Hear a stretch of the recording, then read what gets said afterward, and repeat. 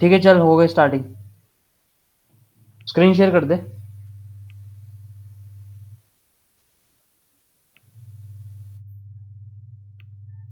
तेरा mic off है सत्या।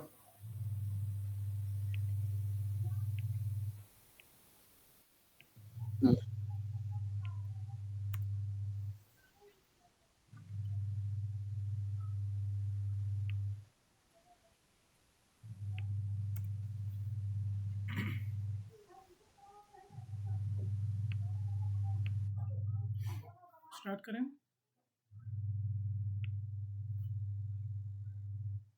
तो मैं बेसिकली ओवरव्यू दे देता हूँ। तो हमने पढ़ा था क्लाउड कंप्यूटिंग। क्लाउड कंप्यूटिंग क्या होती है?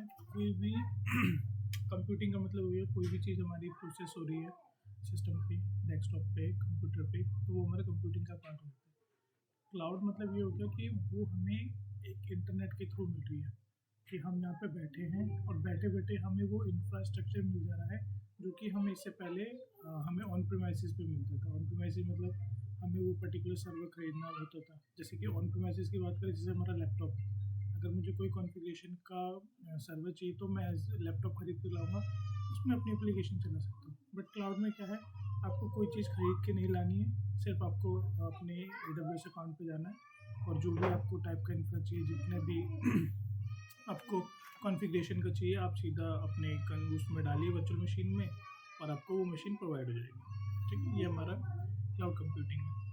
टाइप्स ऑफ कंप्यूटिंग है जो कि मैंने 5 तरह की बताई थी। डेस्कटॉप में ये होगा कि हमें फिजिकली उस सिस्टम के पास जाके उस पर काम करना है, अपना रिमोट एक्सेस नहीं था उस पर कि हम यहाँ पे घर बैठे बैठे हमने कोई भी इंफ्रा को एक्सेस कर सकते हैं। हमें पर्टिकुलर उसके सामने जाके अपना टास्क परफॉर्म करके तब हमारा वो काम होता था। जैसे अभी हम क्लास ले रहे हैं तो ये भी हमारा डेस्कटॉप कंप्यूटिंग का एग्जाम्पल है। सेकेंड है client server computing. Client server computing में हम ये देखते हैं कि हमने एक जगह सर्वर सेटअप कर दिया और हमने अपने क्लाइंट को सर्विस दे दी उसकी। अगर कोई भी एप्लीकेशन बनती है तो वो होस्टिंग कहीं और होती है, बट हम अपने क्लाइंट को एप्लीकेशन एक्सेस करने के लिए दे देते हैं, वो क्लाइंट सर्वर कंप्यूटिंग हो गई। ठीक है। क्लस्टर कंप्यूटिंग इसलिए आई क्योंकि हमारे जब नंबर ऑफ क्लाइंट बढ़ गए तो हमारे जो सर्वर था सिंगल सर्वर, वो मतलब नंबर ऑफ रिक्वेस्ट को एक्सेप्ट कर सकता। अब उसके लिए हमने क्या किया, क्लस्टर बना दिया कि एक ही एप्लीकेशन मल्टीपल हमारे डिवाइसेस पे चल रही है और हमने क्लाइंट को एक DNS दे दिया, वो लोड बैलेंसर के थ्रू डिफरेंट हमारे सर्वर पर डेटा ट्रांसफ़र होने लग गया ताकि यूजर्स को डाउन टाइम फेस ना करना पड़े। तो ये हमारा क्लस्टरिंग है। ग्रिड में क्या हुआ, अगर मैंने एक जियो लोकेशन पे अपना सर्वर सेटअप कर रखा है, उस पर्टिकुलर लोकेशन पे मेरी कोई एप्लीकेशन चल रही है, लेट सपोज वो किसी कारणवश वो ख़राब हो जाता है। रीज़न मतलब इन द सेंस, अगर किसी घर पे मैंने सर्वर सेटअप किया है, वहाँ पे भूकंप आ गया या बाढ़ आ गई, फ्लड आ गया, इलेक्ट्रिसिटी नहीं आ रही, तो वो सर्वर चलेगा नहीं। सर्वर नहीं चलेगा तो लोगों को एप्लीकेशन एक्सेस नहीं होगा। तो ग्रिड कंप्यूटिंग में ये रोल आया कि आप जो पर्टिकुलर आपका जो एप्लीकेशन है वो आप डिफरेंट डिफरेंट जियो लोकेशन पे सेटअप करें, ताकि अगर एक भी आपका जियो लोकेशन डाउन हो जाता है तो यूज़र को दूसरे जियो लोकेशन से आपको जो सर्विस है वो प्रोवाइड मिलती रहे। तो ग्रिड कंप्यूटिंग के यही। क्लाउड कंप्यूटिंग हमारा जैसे अभी एज़्योर चल रहा है कि AWS है, एज़्योर है, GCP, अलीबाबा है, तो जितना आप यूज़ करेंगे, जैसे आपने कोई इंफ्रा लिया, आपने 1 सेकंड के लिए इंफ्रा लिया, तो आपको सिर्फ 1 सेकंड में जितना भी चार्ज होगा उनके हिसाब से उतना ही चार्ज पे करना पड़ेगा। ठीक है, ये हमारी क्लाउड कंप्यूटिंग है। ये हमारी टाइप ऑफ सर्विस है, public cloud, private cloud, hybrid cloud. Hybrid cloud क्या होता है, जहाँ पे पब्लिक और प्राइवेट दोनों कंबाइन होकर काम करते हैं, वो हाइब्रिड होता है। प्राइवेट क्या होता है, अगर मेरा पर्टिकुलर मेरे घर में या मेरे ऑर्गेनाइजेशन में ही कोई एप्लीकेशन जो है वो मेरे एक पर्टिकुलर नेटवर्क पे ही एक्सेस हो रही है, वो प्राइवेट क्लाउड होता है। पब्लिक क्या होता है, जैसे हमारा AWS है, अगर मैंने कोई एप्लीकेशन बनाई, वो ओवर वर्ल्ड कहीं भी चल सकती है यूजिंग इंटरनेट, वो हमारा पब्लिक क्लाउड में आ जाएगा। ठीक है, ये हमारे क्लाउड प्रोवाइडर है। अब तो और भी इसमें ऐड ऑन हो गए। ठीक है, ये हमारा सर्विस मॉडल है जो कि क्लाउड कंप्यूटिंग हमें देता है। पहला है ऑन साइड। ऑन साइड आप कह सकते हैं ऑन प्रीमिसेस। ऑन प्रीमिसेस में क्या है, आपको नीचे से लेकर ऊपर तक सारी लेयर आप ही को सेटअप करनी पड़ती है कि कहाँ से इंटरनेट आएगा, कौन सा स्टोरेज करना है, कौन सी OS डलनी है, क्या वर्चुअलाइजेशन है, कौन सी एप्लीकेशन चलानी है, डेटा कौन सा है, मिडिलवेयर क्या है, हर चीज़ आपको सेटअप करनी है। ISS में क्या होता है, आपको सिर्फ इंफ्रा मतलब आपको कितने कॉन्फ़िगरेशन का सर्वर चाहिए, ना आपको ये देखना है कि मेरा को जो सर्वर को वो कहाँ से इंटरनेट आएगा, कौन सी स्टोरेज वर्चुअलाइजेशन, आपको कुछ नहीं करना, ये सब आपको AWS देगा। IS में ये है। बाकी ऊपर वाला जो ये ब्लू वाली है, ये आपको परफॉर्म करने एक्शन सारे। पैस में क्या होता है, पैस में यहाँ रन टाइम तक आपको कुछ सेटअप नहीं करना, ये AWS के थ्रू होगा। सिर्फ आपको अपना डेटा और एप्लीकेशन उस पर डालना है और आपकी एप्लीकेशन रन हो जाएगी। बाकी ये सब मैनेज भी वही करेंगे AWS पर। SaaS में क्या होता है, सॉफ्टवेयर एज सर्विस। आपको सीधा एक सॉफ्टवेयर दे दिया जाएगा, आप यूज़ करो। जैसे आप जीमेल चला रहे हैं, ये गूगल मीट चला रहे हैं, आपने कुछ इतना इस पर आपको नहीं पता सर्वर कहाँ है, कैसे नेटवर्किंग हो रही है, OS कौन सा क्या है, सीधा आपको एप्लीकेशन मिली, आप अपना यूज़ कर रहे हैं। ठीक है। इसमें एक सेकंड सत्या, इसमें जो है अमन, ये जो है जैसे निम्बस फोर्स हम जो है रन कर रहा है, ये एप्लीकेशन जो हाँ रन कर हाँ रहा है, वो इसमें किस में लाई करेगा? सैस में है, पैस में है, किस में देखो, लाई करेगा? उस दिन मैंने एग्जांपल दिया था, सपोज कोई सेलर है निम्बस पोस्ट का, ठीक है, हाँ तो वो सेलर भाई वो कुछ भी मैनेज नहीं करता ना, एप्लीकेशन मैनेज करता, ना डेटा, ना रन टाइम, ना मिडलवेयर, ना OS, ना वर्चुअलाइजेशन, ना सर्वर, ना स्टोरेज, ना नेटवर्किंग। ठीक है, तो क्लाइंट के लिए मतलब जो भी सेलर्स है उनके लिए निम्बस SaaS एप्लीकेशन है। ओके जैसे आप लोग इंटरनल बंदे हो निम्बस के, आप उसमें कोड लिखते हो, मतलब एप्लीकेशन पे काम करते हो, डेटा मैनेज करते हो, डेटा की क्वेरीज लिखते हो, RDS की MySQL की क्वेरीज लिखते हो, तो इंटरनल बंदों के लिए निम्बस PaaS एप्लीकेशन हो गई। समझ गए? क्यों? क्योंकि इंटरनल बंदे एप्लीकेशन को मैनेज कर रहे हैं, कोड लिख रहे हैं, डेटाबेस को मैनेज कर रहे हैं, तो इंटरनल बंदों के लिए निम्बस हो गई PaaS एप्लीकेशन। ठीक है, लेकिन जो अपना ये रहता है, सेलर रहता है, वो तो कुछ ऐसा मैनेज नहीं करता है, वो तो कुछ डेटा नहीं देखता है, वो कुछ नहीं देखता, वो एप्लीकेशन नहीं देखता है, तो उसके लिए निम्बस हो गई SaaS एप्लीकेशन। तो डिपेंड करता है किसके रेफरेंस में देख रहे हैं हम। समझ गए? ओके ओके हाँ, किसके रेफरेंस में देख रहे हैं हम, वो डिपेंड करता है कि अगर हम निम्बस को देखें सेलर के पर्सपेक्टिव से, तो वो लगेगा कि वो SaaS एप्लीकेशन है उसके लिए, क्यों? वो उस सॉफ्टवेयर को यूज कर रहा है। लेकिन हम तो सॉफ्टवेयर को बना रहे हैं, कोड लिख रहे हैं, डेटा मैनेज कर रहे हैं, तो इंटरनल बंदों के लिए निम्बस हो गई PaaS एप्लीकेशन। ऐसा है, ये एग्जांपल है। ठीक है ठीक ओके। ठीक है, तो नेक्स्ट हमारा है AWS अकाउंट का ये इंफ्रास्ट्रक्चर होता है। ये जो हमारी ये NV और मुंबई दिखती है, इसमें जो होता है हमारे ये जोन होता है, सॉरी रीजन बनते हैं। जैसे कि कोई भी अगर AWS का डेटा सेंटर है, तो वो पर्टिकुलर रीजन पे सेलेक्ट होता है। जैसे अगर हम इंडिया की बात करें तो मुंबई में है, मुंबई में या हैदराबाद में। तो मुंबई में उन्होंने एक सर्वर सेटअप कर रखा है अपना, और वहाँ पे 3 एबिलिटी जोन बना रखे कि आप ये पर्टिकुलर जोन है, ये पर्टिकुलर जोन है, ये पर्टिकुलर जोन है। ऐसे ही आपके नंबर ऑफ रीजन्स मिल जाएंगे। जो अभी तक लेटेस्ट में है वो 36 रीजन्स हैं, और 108 एबिलिटी जोन है जो अभी करंटली चल रहा है AWS का। ठीक है, तो इसको मैं आगे बताऊंगा आगे क्या है ये रीजन और एबिलिटी जोन। ठीक है, नेक्स्ट ये है कि आपको कैसे चूज़ करना है कि आप कौन सा सर्वर चूज़ करें। तो ये डिपेंड करता है आपकी प्राइसिंग पे, लोकेशन की, आपके क्लाइंट कहाँ से एक्सेस कर रहे हैं डेटा। ठीक है, तो डेटा जितना पास से आपको लेटेंसी मिलेगी कि जहाँ से जल्दी यूज़र को एक्सेस हो जाएगा, तो ये उस बिहाफ पे आप चूज़ करेंगे करंट लोकेशन, यूज़र की लोकेशन और लेटेंसी। ये दोनों सेम ही पॉइंट है कि यूज़र अगर मेरा इंडिया में है तो ऑब्वियसली इस बात में मैं मुंबई रीजन सेलेक्ट करूँगा, ताकि उसको डेटा जल्दी रिट्रीव हो जाए, जैसे उसने कोई क्लिक किया उसको एप्लीकेशन एक्सेस हो जाए। ठीक है, सिक्योरिटी कंप्लेंट्स की वजह से ये होता है कि हर जगह का, हर रीजन का मतलब डेटा को कैसे मैनेज करना है, क्या सबकी सिक्योरिटी पॉलिसी जो होती है अलग अलग होती है हर कंट्री में, तो उसके बिहाफ पे भी आप देखते हैं। बाकी सर्विस एबिलिटी ये होगा कि जो एबिलिटी जोन है आपके, वो उसके बिहाफ पे आप देखेंगे कि यहाँ पे अगर मल्टीपल रीजन है, मल्टीपल एबिलिटी जोन है, तो आप यही चाहोगे कि अगर मेरा एक रीजन डाउन हो जाए तो दूसरे रीजन से मैं डेटा फैच करूँ। तो उसके हिसाब से भी आप अपना सेलेक्ट करेंगे कि मेरे को कौन सा एबिलिटी जोन अच्छा लगेगा। ठीक है, हाँ आकाश, कुछ क्वेश्चन आकाश का कुछ। हेलो किसी की question? Hello hello Akash, am I audible? Hello yes, आवाज आ रही है। ये आकाश कहाँ है? आकाश, अच्छा एक इसमें ना बोनस टिप है, जैसे PPT में दिख रहा है, खोलिए सत्या।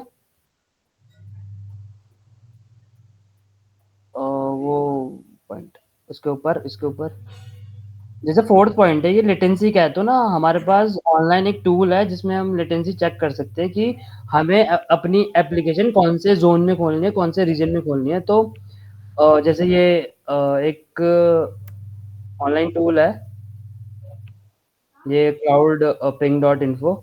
तो आप इसमें चेक कर सकते हो कि कौन से रीजन में कितनी लेटेंसी है। तो जिस रीजन में आपको बेस्ट लेटेंसी मिल रही है उस रीजन में आपको अपनी एप्लीकेशन डिप्लॉय करनी है। सपोज अभी यहाँ पे हमें मुंबई में सबसे कम लेटेंसी मिल रही है 42 एमएस।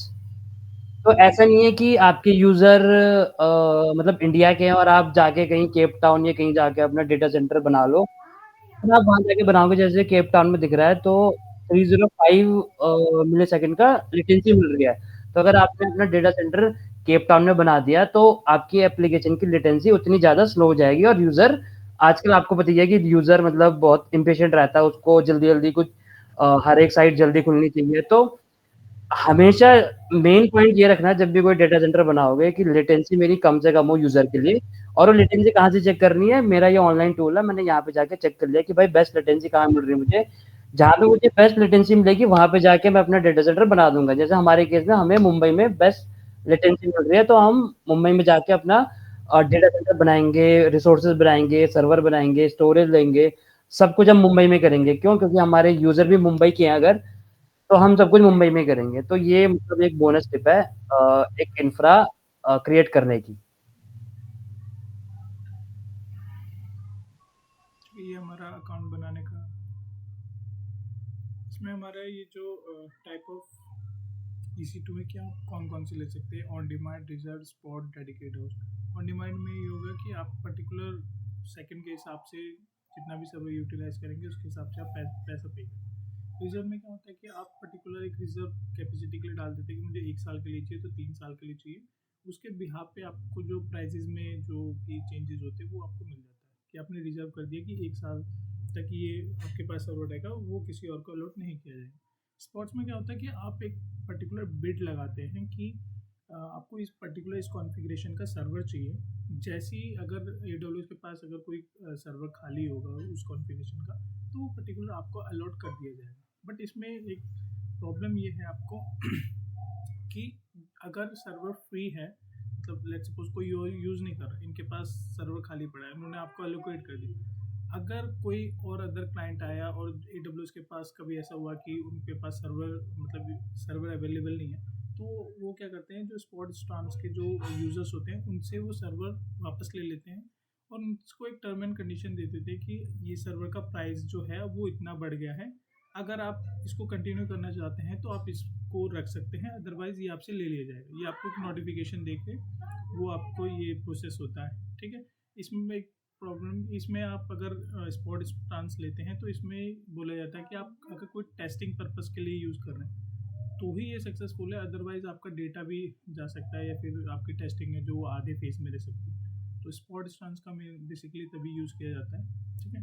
डेडिकेटेड होस्ट में क्या होता है, जैसे मेरा लैपटॉप है, ये मेरा इसमें ना इसमें स्पॉट वाले में एक एग्जांपल है, जैसे त्यागी जी टेस्टिंग करते हैं ना अपनी, तो उनको हम स्पॉट वाला सर्वर बना के दे सकते हैं कि भाई उनका ज़्यादा डेटा इम्पोर्टेंट नहीं है, तो उनको स्पॉट सर्वर बना के दे दिया और फिर वो अपनी उसमें टेस्टिंग करेंगे और जब उनको नीड नहीं रहेगी तब उसको स्टॉप भी कर देंगे। तो ये स्पॉट इंस्टेंस उसके लिए बेस्ट है जिसका डेटा क्रिटिकल नहीं है, जिसको मतलब ये है कि उसकी एप्लीकेशन चले तो ठीक है, ना चले तो भी ठीक है, तो स्पॉट उनको दे सकते हैं टेस्टिंग पर्पस के लिए बेसिकली। डेडिकेटेड होस्ट में आए तो डेडिकेटेड होस्ट के लेट्स सपोज मेरा लैपटॉप है, मैंने इसका एक्सेस किसी को दे दिया तो पर्टिकुलर उसी के लिए हो गया और कोई इसको यूज़ नहीं कर सकता। डेडिकेटेड होस्ट में हमारा ये है, ठीक है।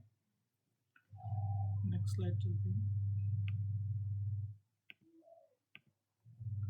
नेक्स्ट स्लाइड में हम पढ़ा है वर्चुअलाइजेशन। अच्छा, सबसे एक क्वेश्चन है, मतलब सबने अपना AWS का अकाउंट बना लिया है?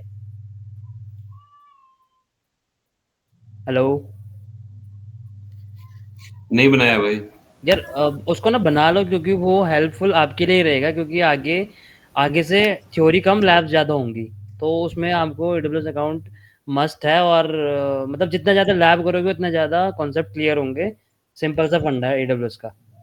उसमें वो तो नहीं है, वो पैसा डिडक्ट होने वाला सीन तो नहीं है क्रेडिट कार्ड में, वो एडब्ल्यूएस नहीं वाले नहीं आए थे? नहीं नहीं, कुछ डिडक्ट होने वाला सीन नहीं है। 2 रुपए कटेंगे फर्स्ट टाइम पे, वो भी रिफंड हो जाएगा आपका। नहीं, वो जैसे एडब्ल्यूएस वाला बोल रहा था कि जैसे आपने इंस्टेंस कोई बना लिया और उसको हम्म। ओपन छोड़ दिया कोई आईपी पे लगाकर, तो जो है ना वो पैसा जो है डिडक्ट कर लेगा, उसमें आपको या तो टर्मिनेट करना पड़ेगा उस इंस्टेंस को। नहीं नहीं, वो डिडक्ट नहीं करेगा, वो आपका बिल जनरेट कर देगा, ठीक है। लेकिन बिल जो है वो वेव ऑफ हो जाता है, बस उनको एक मेल डालना पड़ता है कि मैं टेस्टिंग में मतलब एडब्ल्यू सीख रहा हूँ, तो मेरा बिल आ गया, मुझे पता नहीं था कि ऐसे बिल आता है, तो वो फिर वेव ऑफ कर देते हैं। लेकिन चलो वेव ऑफ करने से पहले क्या है कि जब भी आप कोई लैब करो, जब आपकी लैब खत्म हो जाए, तो जो भी आपने रिसोर्सेज बनाए उनको इंश्योर कर लें कि डिलीट कर दें, उसके बाद ही सोने जाएं। ठीक है, ठीक है, ठीक है, हाँ बना लेंगे भाई। हाँ, बता देना कि कैसे क्या सीन रहेगा, उसको कैसे क्रिएट करते हैं।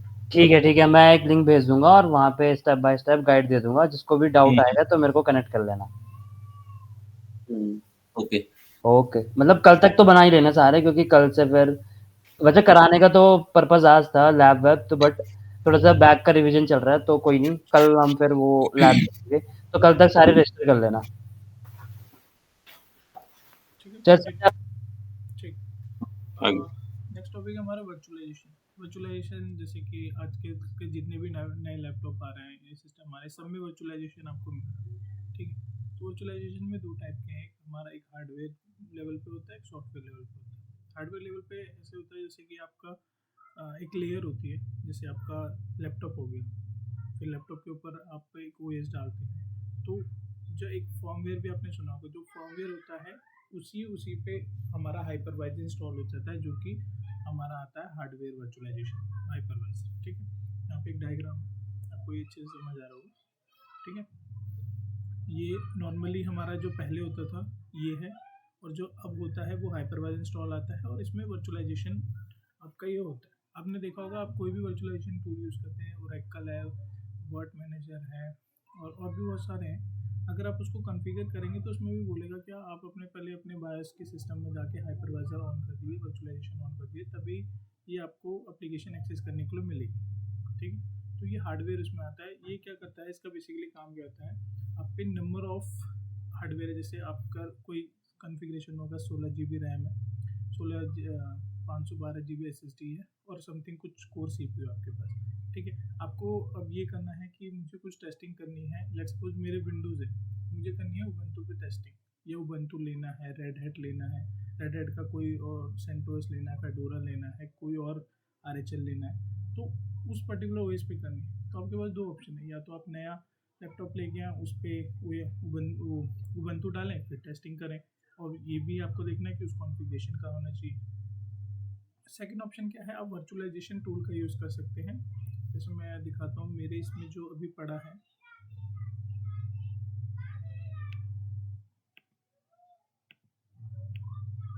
मेरे इसमें है VMware workstation, ठीक है।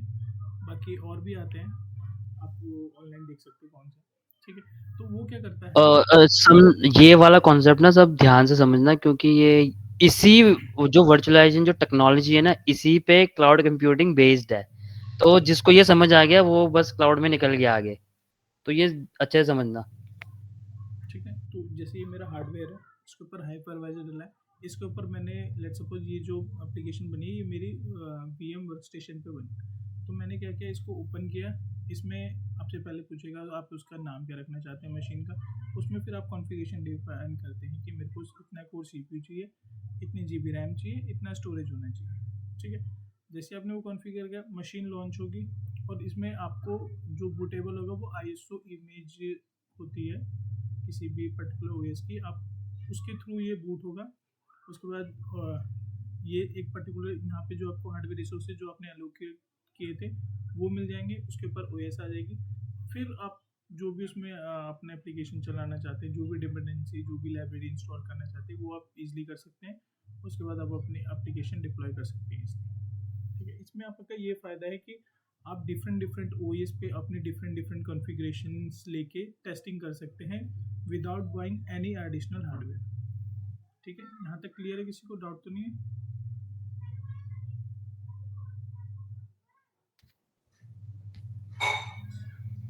ठीक है। ये क्लियर है, बट ये एक समझना था कि ये आपने ये कॉन्सेप्ट जो बताया है, ये क्लाउड पे जो सिनेरियो चल रहा है हम्म, कि एप्लीकेशन हम डिप्लॉय कर रहे हैं, उसके लिए आपके पास में ओएस होना चाहिए, हम्म। बाकी सब चीज़ें जो है ना ये हाइपरवाइज़र होना चाहिए। ये क्लाउड के लिए नेसेसिटी है या फिर जो अपने लोकल सिस्टम पे है उसके लिए ये चीज़ें चाहिए? नहीं नहीं, जैसे क्लाउड है, क्लाउड में भी बैकएंड में यही चल रहा है, बट जैसे ये तो नॉर्मल सिस्टम के लिए जो हाइपरवाइजर है ये दूसरा यूज होता है, बट जो क्लाउड है जैसे AWS में आप बैकएंड में देखिएगा तो बैकएंड में भी सर्वर ही यूज हो रहा है, जैसे आपकी लैपटॉप की कॉन्फ़िगरेशन है ना वैसे सर्वर की है। हुँ, हुँ। एक्चुअली क्या है, इसमें दो टाइप के हाइपरवाइजर होते हैं। एक होता है फर्मवेयर क्लाउड वाले यूज करते हैं, और एक एक होता है सॉफ्टवेयर वाला। तो सॉफ्टवेयर वाला सत्या ने अपने लैपटॉप में डाल रखा है। तो दो टाइप के हाइपरवाइजर है। क्लाउड वाले करते हैं फर्मवेयर वाला, जो डायरेक्ट मतलब रिसोर्सेज या हार्डवेयर पे इंस्टॉल होता है, वो हाइपरवाइजर। और एक होता है सॉफ्टवेयर वाला, जो सत्या ने अपने लैपटॉप में इंस्टॉल कर रखा है। तो दो टाइप के हाइपरवाइजर है इसमें। ये देखिए, ये जैसे ये है ना, ऐसे सर्वर्स होते हैं, सर्वर्स के रैक्स होते हैं जो बहुत हाई कॉन्फ़िगरेशन के होते हैं, ठीक है। तो लेट सपोज मैं अगर कोई हाई कॉन्फ़िगरेशन का सर्वर लेके आया हूँ, ठीक है, और मेरी कोई एप्लीकेशन सिर्फ 2 GB रैम में चल जा रही है, 2 कोर CPU में चल जा रही है, तो मैं उस हाई कॉन्फ़िगरेशन का क्या करूँगा फिर? क्योंकि जब मेरी एप्लीकेशन 2 ही GB रैम ले रही है, मैं 16 GB का लाया, तो मेरे बाकी 14 GB तो ख़राब हो गई ना। तो उसी लिए अमेजोन वाले ने क्या कॉन्सेप्ट निकाला कि इसी चीज़ का वर्चुअलाइजेशन कर दिया। अब जैसे मैंने कोई डिफरेंट डिफरेंट इस पे है 16 GB रैम, अगर मैं 2 2 GB की भी वर्चुअल मशीन बनाऊंगा तो मेरी नंबर ऑफ वर्चुअल मशीन बन गई। तो यही हुँ। कॉन्सेप्ट काम होता है AWS में, बट जो AWS है वो अपना वर्चुअलाइजेशन यूज़ करता है। मतलब उसका नाम क्या था, मन याद है आपको? हाँ, नाइट्रो हाइपरवाइजर यूज करता है नाइट्रो एडब्ल्यूएस। हाइपरवाई यूज़ करता है, ठीक है। तो जैसे इसमें बेनिफिट ये हो गया वर्चुअलाइजेशन से अमन, इसमें अगर मैं देखूँ, तो इसमें आपको जितनी मान लो कि 16 जीबी का रैम का जो है ना कोई सर्वर पड़ा हुआ है, तो उसमें अगर 2 जीबी की तुम्हें चाहिए, तो 2 जीबी का यूज़ करो, बाकी सब जो है ना फ्री रहेगा, ऐसा? करेक्ट, यही। और जो फ्री वाला है, सपोज 2 GB निम्बस ने यूज कर लिया, फिर जो बाकी बचा, वो 2 GB वो एक्सप्रेस भी यूज कर सकता है, बाकी जो अदर है वो यूज कर सकते हैं। मतलब एक इंफ्रा रिसोर्स खाली हो पे जाएगा। एक रिसोर्स पे मेरी मल्टीपल कंपनी की वेबसाइट चल रही है, हुँ, हुँ, हुँ। ठीक है, जो कि मेरा वर्चुअलाइजेशन से पहले पॉसिबल नहीं था। वर्चुअलाइजेशन से पहले क्या होता था, एक रिसोर्स है तो उस पे आप एक ही एप्लीकेशन चलाओगे।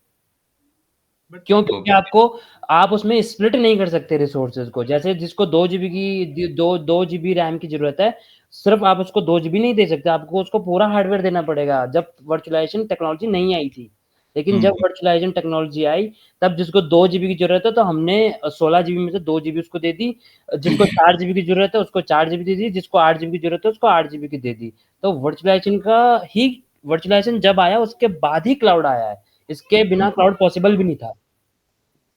लेकिन क्लाउड में आप ये भी देखिए, लेकिन अपने क्लाउड में कुछ कॉन्फ़िगरेशन का सर्वर ले, तो आप उसमें ये हाइपर वाला वर्चुअलाइजेशन नहीं कर सकते, क्योंकि ये जो होता है ये फर्मवेयर लेवल पे होता है। आपको अगर उसमें वर्चुअलाइजेशन करना है तो वो फर्मवेयर क्या चीज़ है? फर्मवेयर आप जैसे कोई हार्डवेयर होता है, ठीक है, हाँ। हार्डवेयर के ऊपर जो एक लेयर बोली जाती है फर्मवेयर,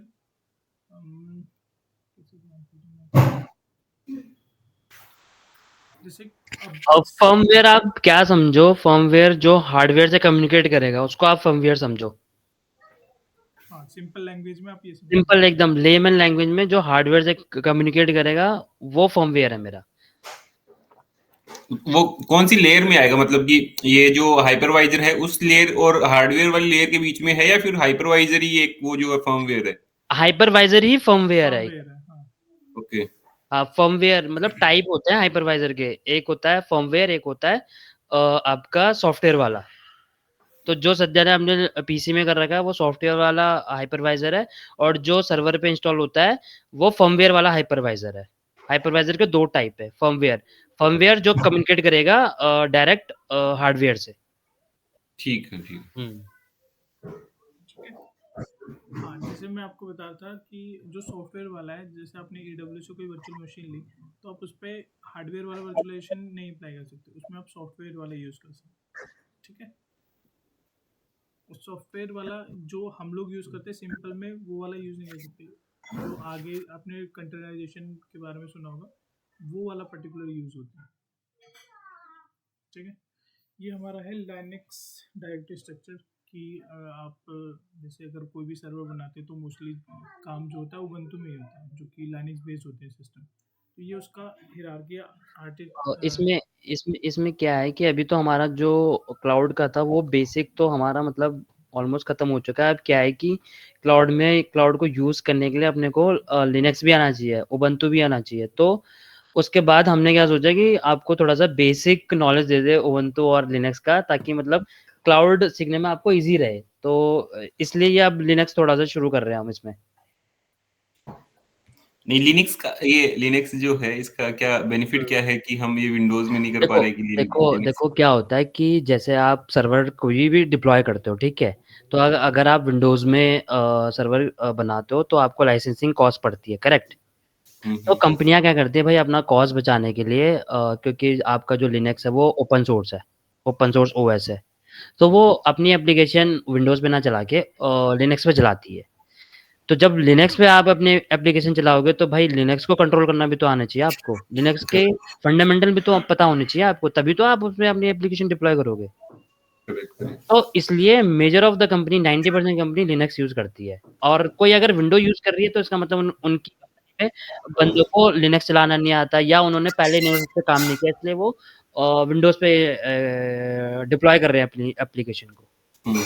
तो मतलब कॉस्ट बचाने के लिए सबने क्या सोचा कि भाई लिनक्स पे अपनी एप्लीकेशन चलाते हैं और क्लाइंट सबका विंडोज ही रहेगा। जैसे आपका भी अपने लैपटॉप में विंडोज क्लाइंट होगा, विंडोज ओएस होगा, लेकिन जो एप्लीकेशन चल रही होगी इसकी किसी भी एप्लीकेशन की जो भी मतलब कॉन्फ़िगर हो रखा वो लिनक्स पे कॉन्फ़िगर हो रखा मोस्ट ऑफ द केसेस, अगर माइक्रोसॉफ्ट को छोड़ दूँ तो। क्योंकि माइक्रोसॉफ्ट तो अपने ही सर्वर यूज़ करता है, तो वो अपने विंडोज़ पे ही डिप्लॉय करता है सारी अपनी एप्लीकेशन। बट अगर मैं किसी थर्ड पार्टी एप्लीकेशन की बात करूँ, जैसे निम्बस की बात करूँ, निम्बस में मैं अगर अपनी एप्लीकेशन को विंडोज़ पे डिप्लॉय करता तो हमारा कॉस्ट साइज़ 40 लाख रुपए भी आ सकता था पर मंथ का। लेकिन हमने लिनक्स सर्वर चुने ताकि हमें लाइसेंसिंग कॉस्ट ना देनी पड़े। इस वजह से हमारा कॉस्ट भी बच गया और हमारी एप्लीकेशन स्मूथली भी चल रही है, क्योंकि लिनक्स विंडोज से ज़्यादा फास्ट है, ये तो आप सबको पता ही है। इसलिए हमने लिनक्स चुना, और फिर इसलिए हम अगर हम क्लाउड पर रहे हैं तो हमें लिनक्स भी पता होना चाहिए, क्योंकि most of the application Linux server पे ही डिप्लॉय होती है। इसलिए हम थोड़ा सा लिनक्स का बेसिस लेके चल रहे हैं इस कोर्स में। इसको जो है डेवलपर को कोई इससे फर्क नहीं पड़ेगा, बट जो क्लाउड इंजीनियर जैसे आप इसमें अगर कर रहा है काम तो उसको ये आना चाहिए, ये बेसिकली सारे देखो, कमांड। मैं आज के टाइम पे तो सबको मतलब सब चीज़ का नॉलेज होना चाहिए, बट क्लाउड को तो होना ही चाहिए, मतलब उसको तो हाँ। करना ही इस पे काम है। उसको तो होना ही चाहिए, और बेसिक तो सबको ही होना चाहिए मेरे हिसाब से तो। ओके। हुँ। हुँ। ठीक है। तो ये हमारा बेसिक आर्किटेक्चर है कि जैसे आपने विंडोज़ में देखा होगा एक एडमिन होता है, एडमिनिस्ट्रेटर होता है। तो अगर लाइनक्स में बात करें तो हम एक स्लैश बोल सकते हैं, इसको रूट डायरेक्टरी बोल सकते हैं, और इसको एडमिन कह सकते हैं। मतलब जैसे उसमें विंडोज़ में एडमिनिस्ट्रेटर बोला जाता है, हमारे लिनक्स में बोला जाता है रूट यूज़र। ठीक है, तो ये उनकी सब डायरेक्टरी बनती है। जब भी आप ओएस इंस्टॉल करते हैं कोई भी उबंटू का जो कि लिनक्स बेस्ड हो, तो ये सब डायरेक्टरी जो होती है सब में कॉमन होती है। ये आपको अलग अलग मिल सकती है अलग अलग ओएस में। जैसे रेड हैट का अगर आप जाएंगे तो उसमें अलग मिलेगी डायरेक्टरी। अगर आप उसमें जाएंगे सेंटोस फेडोरा में, या फिर काली लिनक्स में, उबंटू में, या किसी उसमें जाएंगे तो आपको ये डायरेक्टरी डिफरेंट डिफरेंट मिल सकती है।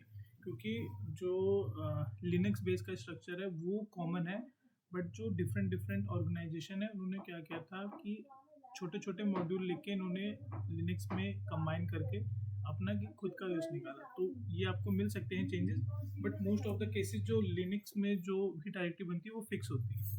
ठीक है, मैं नेक्स्ट चलते हैं। ये लिनक्स की कुछ कमांड है जो कि बेसिक्स के लिए आपको आनी चाहिए।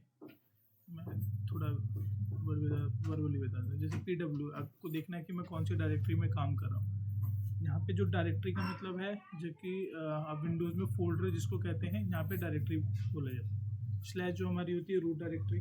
SU होता है हमारा जैसे नंबर ऑफ़ यूज़र्स होते हैं, जैसे विंडोज़ में वैसे लिनक्स में होते हैं नंबर ऑफ़ यूज़र। तो यूज़र को अगर एक दूसरे यूज़र से आपको दूसरे यूज़र में स्विच करना है तो SU कमांड के यूज़ होते हैं।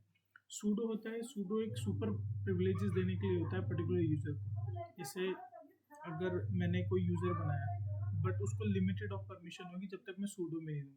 अगर मुझे कोई पैकेज इंस्टॉल करना है, सिस्टम अपडेट करना है, तो अगर उस यूज़र को सूडो परमिशन नहीं है तो वो कमांड रन नहीं कर सकता, उसको परमिशन डिनाई का एरर आ जाएगा जब तक कि मैं उसको सूडो प्रिविलेजेस नहीं देता।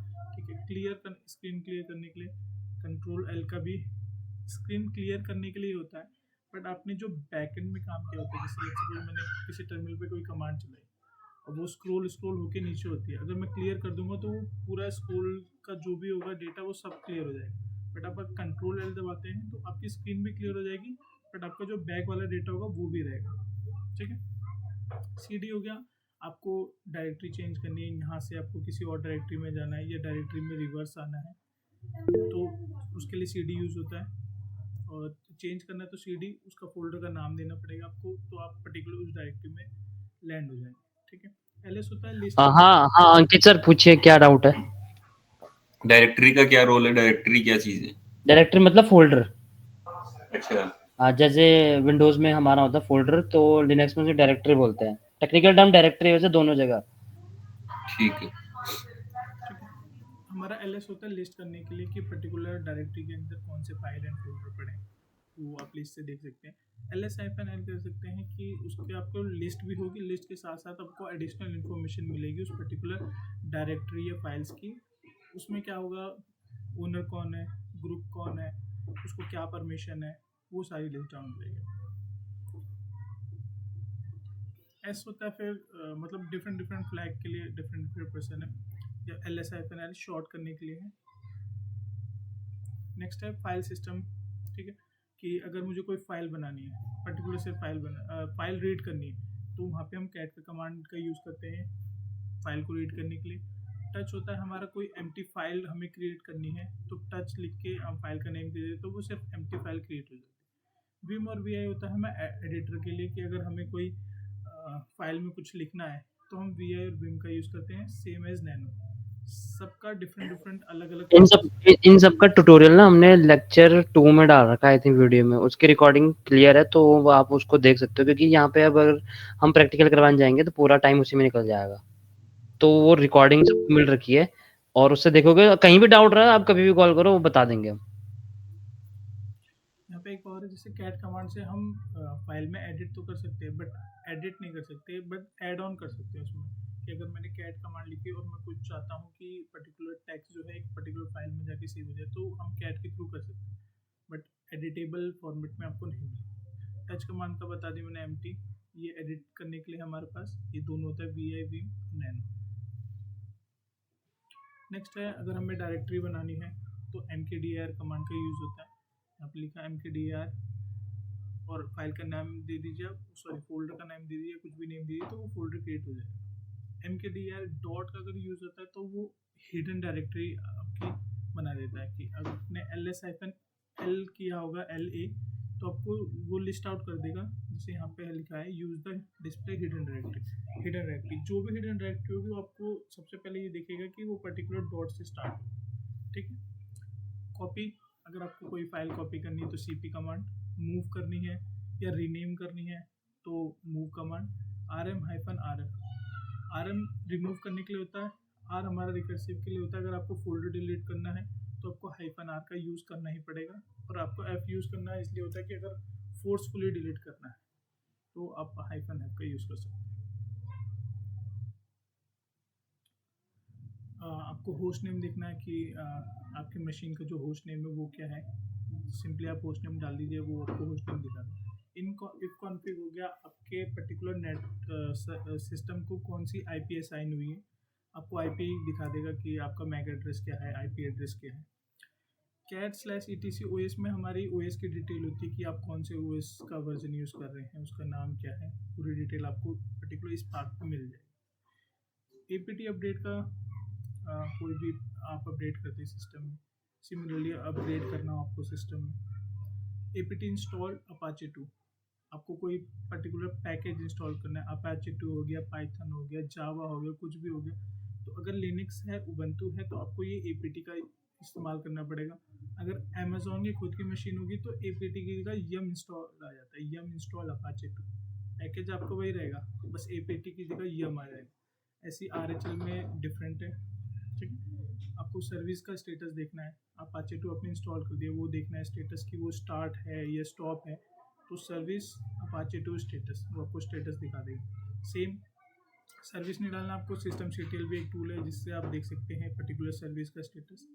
ठीक है, ये भी वही apt इंस्टॉल wget का पैकेज होता है। कोई पर्टिकुलर लिंक से अगर कोई फाइल डाउनलोड करनी है तो हम wget और यहाँ पे https का जो लिंक होता है आप डाल दीजिए, जो भी जिप फाइल या कोई भी फाइल होगी वो डाउनलोड करके आपके पर्टिकुलर डायरेक्टरी में सेव कर देगा। जिप अनजिप, नॉर्मली कोई फाइल जिप करनी है या अनजिप करनी है उसके लिए पैकेज होता है। सेम सर्विस रीस्टार्ट करनी है, स्टॉप करनी है, स्टार्ट करनी है। विच कमांड इसलिए होती है कि आपने कोई सॉफ्टवेयर यूज़ किया, इंस्टॉल किया और आप देखना चाहते हैं उसका पर्टिकुलर पाथ क्या है और वो हमारे सिस्टम में इंस्टॉल हुई है नहीं, तो आप विच कमांड का यूज़ कर सकते हैं।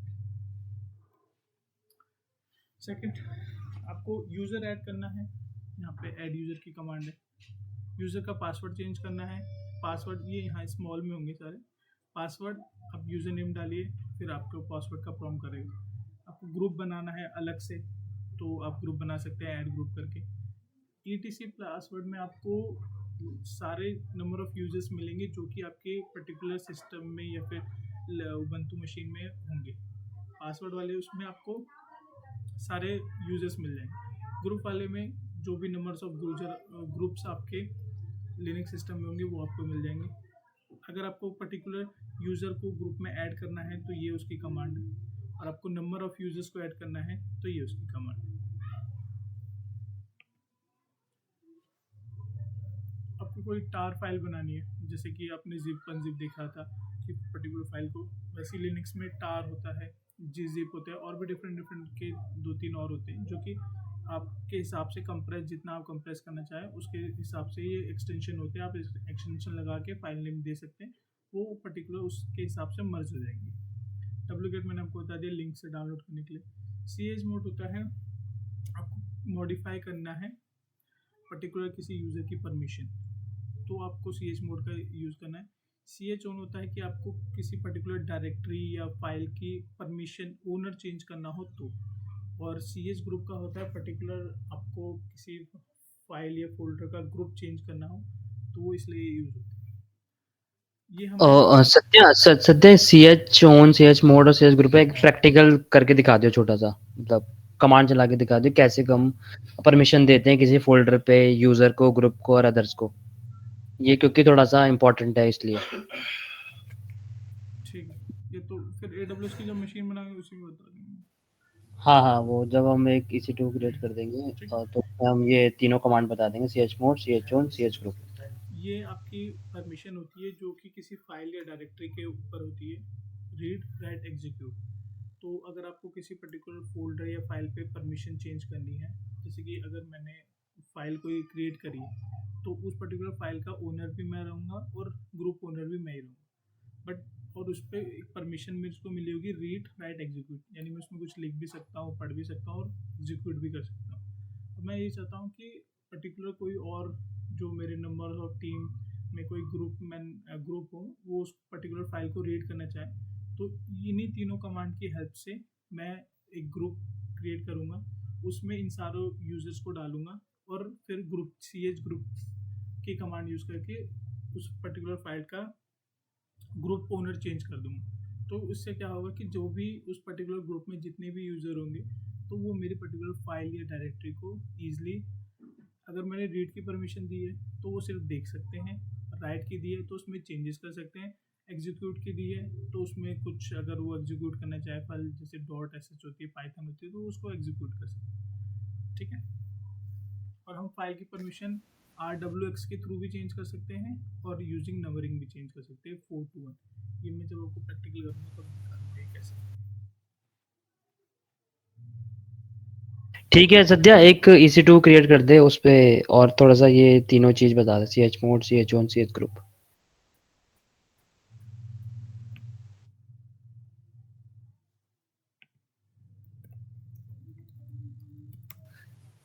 अभी हम एक सर्वर बनाएंगे Amazon पे, उसमें हम जो Amazon खुद से जो सेटिंग देता है वही यूज करेंगे, उसमें ज़्यादा मतलब कस्टमाइज नहीं करेंगे उस सेटिंग को। क्यों? क्योंकि जब हम उसे कस्टमाइज़ करेंगे तो उससे पहले कस्टमाइज़ करने से पहले हमको उसके बारे में पता होना चाहिए। तो जस्ट हमें अभी जो AWS जो कॉन्फ़िगरेशन देता है जस्ट उसका यूज़ करके हम एक सर्वर बनाएँगे और उस सर्वर पे हम बस लिनक्स की कमांड को देखेंगे और chown, chmod, chgroup क्यों? क्योंकि ये इम्पोर्टेंट है इस वजह से। तो अभी मतलब ये मत पूछना कि ये इसमें क्या है, ये क्या है? जस्ट अभी हम एक EC2 बना रहे हैं और उसमें लिनक्स की कमांड चलाएँगे। जब वो EC2 के अंदर घुसेंगे हम तो उसमें अलग-अलग चीज़ें हैं तो वो हम एक-एक करके उठाएँगे। जैसे स्टोरेज हो गई, VPC हो गया, आपका सिक्योरिटी ग्रुप हो गया, NACL हो गया, वो हम एक-एक करके उठाएँगे। सबनेट हो गया, वो हम एक-एक करके टॉपिक वाइज़ पढ़ाएँगे आपको। ठीक है, जस्ट हम EC2 बना रहे हैं अभी और उसपे हम लिनक्स की कमांड चलाएँगे, वो 2 और 3 जो इम्पोर्टेंट थी वो वाली। मैंने ये लास्ट टाइम पूछा था IAM यूज़र, किसी को याद है? कोई बताएगा?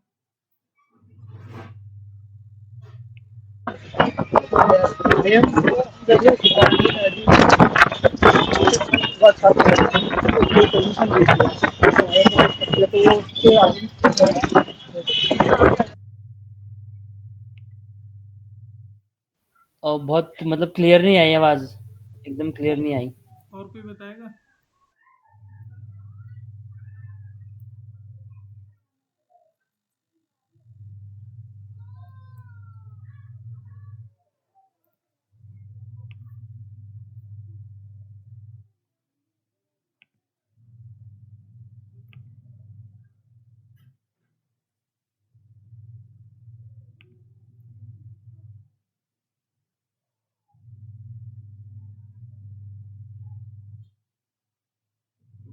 यहाँ पे आप अपने देख सकते हैं रीजन्स कि डिफरेंट रीजन्स अवेलेबल है। अभी हम मुंबई रीजन में हैं, मुंबई रीजन के AP साउथ 1 जोन में।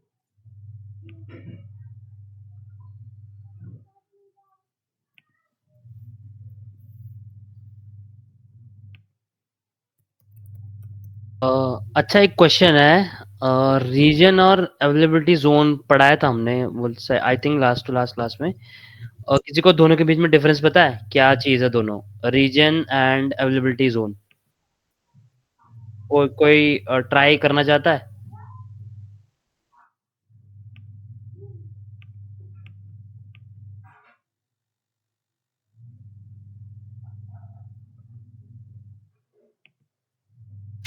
आनंद जी ट्राई करना चाहते हो? क्या है दोनों में डिफरेंस?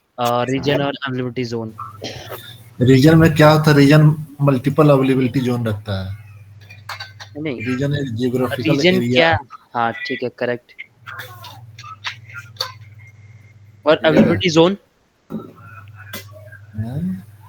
Availability zone?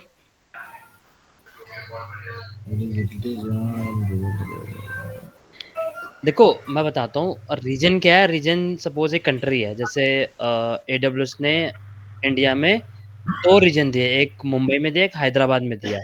अब उन रीजन के अंदर उसने डेटा सेंटर्स बनाए 3 जगह, जैसे मुंबई में 3 उसके डेटा सेंटर्स हैं।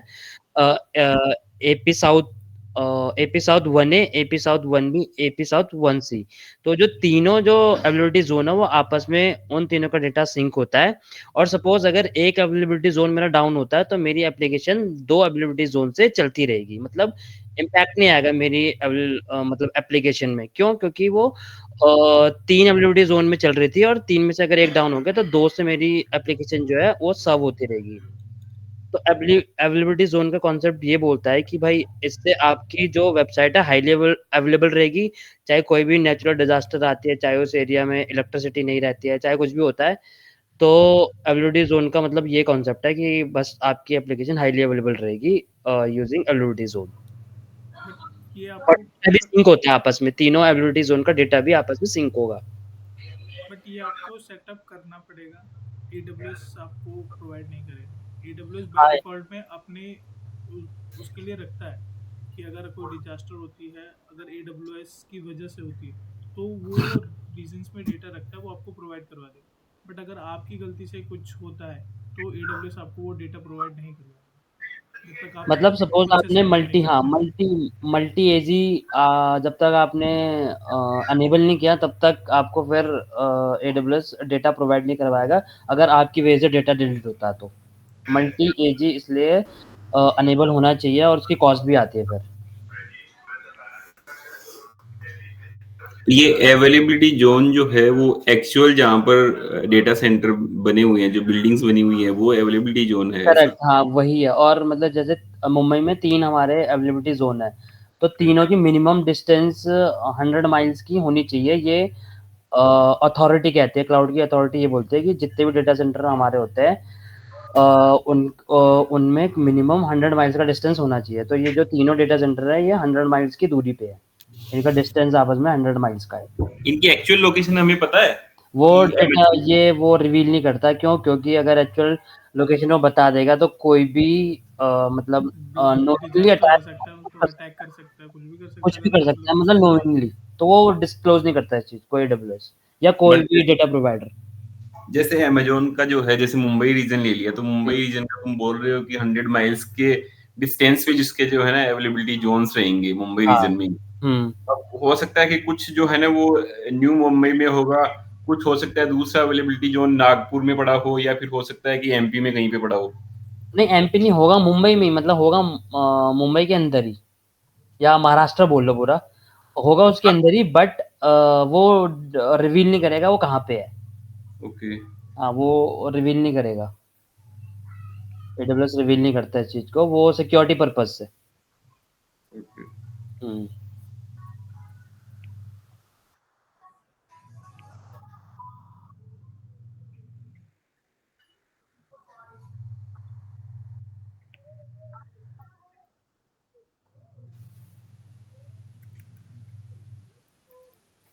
सर्वर को कनेक्ट करने की कमांड ये है एसएसएच के थ्रू। एसएसएच फिर हाइफा मतलब स्पेस यूजर का नाम एट द रेट उसकी public IP hyphen I identification के लिए यूज करते हैं हम कि मेरी किस चीज से लॉगिन होगा। तो इस केस में हम पैम फाइल का यूज कर रहे हैं, तो पैम फाइल से हम लॉगिन करेंगे इसमें।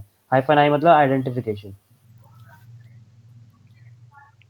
ये कमांड है सर्वर में लॉगिन करने की यूजिंग एसएसएच कंसोल।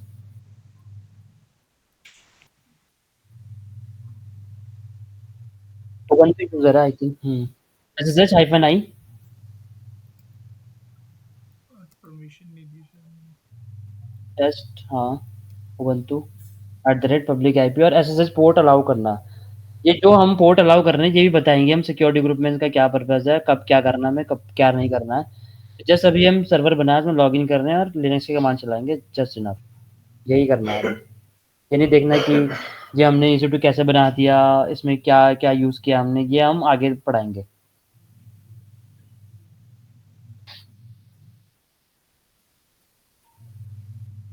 इसमें परमिशन का इशू तो नहीं है? चेक कर, ऑल ट्रैफिक कर दे अभी के लिए, नहीं तो या कंसोल से कनेक्ट कर ले।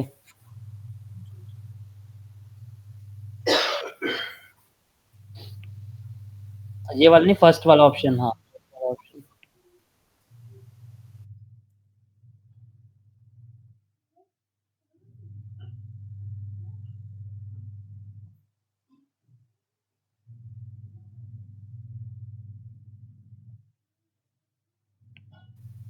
ऑल ट्रैफिक अलाउ कर दो उसमें।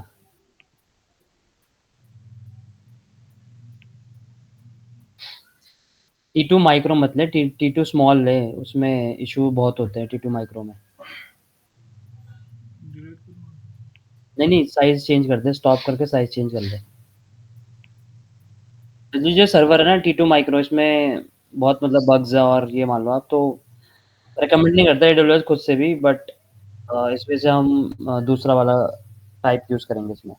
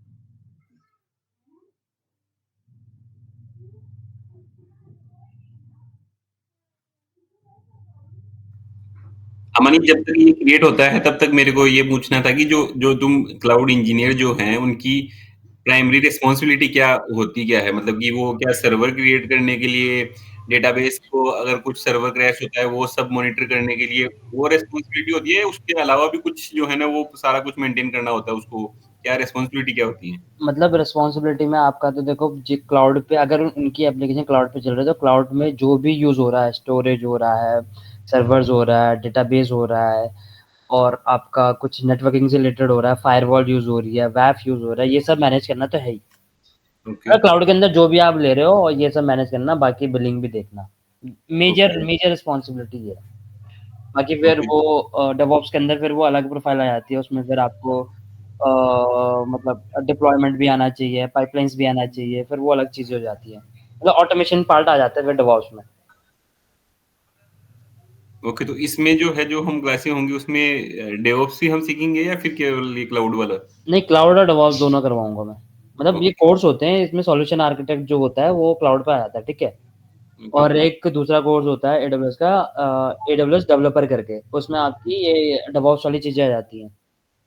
तो ये दोनों मतलब जो-जो निम्बस में यूज़ हो रहा है सारा बताऊँगा मैं। तो ठीक, दो एक कोर्स तो इसमें पूरा है एडब्ल्यूएस आर्किटेक्ट मिड लेवल वाला और एक जो है एडब्ल्यूएस डेवलपर उसकी कुछ-कुछ सर्विसेज़ हमने ली हुई है जो निम्बस में यूज़ हो रही है। ताकि आपको ईज़ी रहे कि क्या-क्या चल रहा है निम्बस में, कैसे-कैसे चल रहा है, कैसे-कैसे क्या होता है।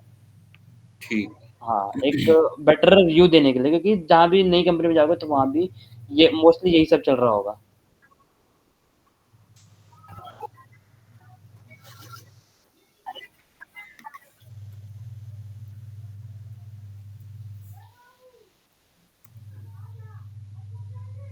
देखो हम ये सर्वर जो हमने बनाया था मुंबई रीजन में, वो उसमें लॉगिन कर गए हम। कैसे एसएसएच के थ्रू? एसएसएच की कमांड थी एसएसएच हाइफन आई फिर यूज़र का name at the rate public IP ये वाली। कभी भी सर्वर को लॉगिन करना है एसएसएच के थ्रू तो यही कमांड चलेगी। चैट में भेज देते मैं कस्टमाइज़ करके भेज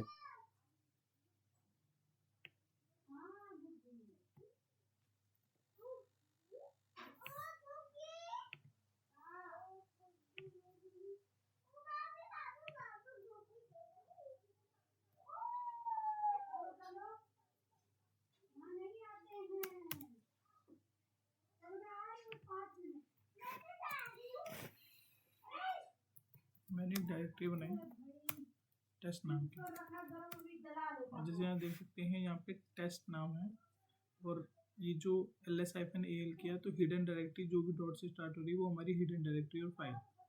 तो यहाँ पे एक फाइल लिखी मैंने टेस्ट जिसका ओनर कौन है उबंटू उबंटू यूज़र और जिस जो ग्रुप ओनर है वो भी उबंटू यूज़र। अच्छा ये कौन बताएगा कि मेरी फ़ाइल कौन-सी है और डायरेक्टरी कौन-सी है? एक जैसे बैश अंडरस्कोर लॉगआउट है, इसमें से भी फ़ाइल कलर से मत जाना है, कलर इसमें दिखा रहा है, कहीं और जाओगे वहाँ कलर नहीं दिखाएगा। तो कौन-सी मेरी फ़ाइल है, कौन-सा मेरा फ़ोल्डर है, ये कैसे पता चलेगा इसमें? ये लास्ट क्लास में हमने पढ़ाया था, इसकी रिकॉर्डिंग भी दे रखी है हमने।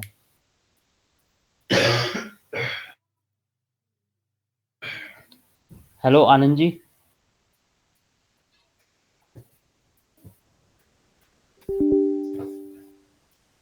अब सही है।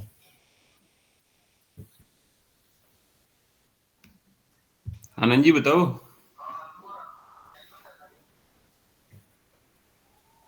तो कोई नहीं देखते हैं अब देखो जो डॉट बैश अंडरस्कोर लॉगआउट है, इसके सबसे आगे हाइफ़न लगा हुआ है, देखो सत्या ने पॉइंट किया है। तो जिसके भी आगे हाइफ़न है इसका मतलब वो फ़ाइल है और जो डॉट CAC कैशे है उसके आगे डी है, तो मतलब ये डायरेक्टरी है, सिंपल सा है। जिसके आगे हाइफ़न है वो मेरी फ़ाइल है, जिसके आगे डी है वो डायरेक्टरी है और थर्ड कॉन्सेप्ट एक और आता है जिसके आगे एल हो, एल मतलब लिंक। लिंक क्या होता है? सपोज़ मेरी डॉट बैश आरसी फ़ाइल है, मुझे ये फ़ाइल मतलब दूसरे से लिंक करवानी है। सपोज़ मैं इसमें चेंज करूँ तो उसमें भी चेंज हो जाए, तो उसको लिंक बोलते हैं। तो जो लिंक वाली फ़ाइल होगी उसके आगे एल लिखा आएगा। मतलब एक फ़ाइल में मैं चेंज कर रहा हूँ तो दूसरे में भी चेंज हो रहा है, तो वहाँ पे सॉफ्ट लिंक का यूज़ होता है। तो जहाँ पे एल आएगा किसी भी हाइफ़न और डी के छोड़ के एल यूज़ होगा, तो मतलब ये मेरी लिंक वाली फाइल है, ये मतलब किसी दूसरी फाइल से एसोसिएट है और उस फाइल में अगर मैं चेंज करूँगा तो इसमें भी चेंज होगा। तो उस फाइल पे एल आएगा हमेशा। ये तीसरी तरीके का वो रहता है, फाइल टाइप। ठीक है, और इसमें हिडन कौन-सी है और नॉर्मल वाली कौन-सी है? सत्या फिर से करियो। इसमें हिडन कौन-सी है, नॉर्मल वाली फाइल कौन-सी है? जैसे हिडन डायरेक्टरी या फाइल मेरी कौन-सी है और नॉर्मल वाली कौन-सी है? कैसे पता चलेगा? ये अभी जस्ट थोड़ी देर पहले पढ़ाया था।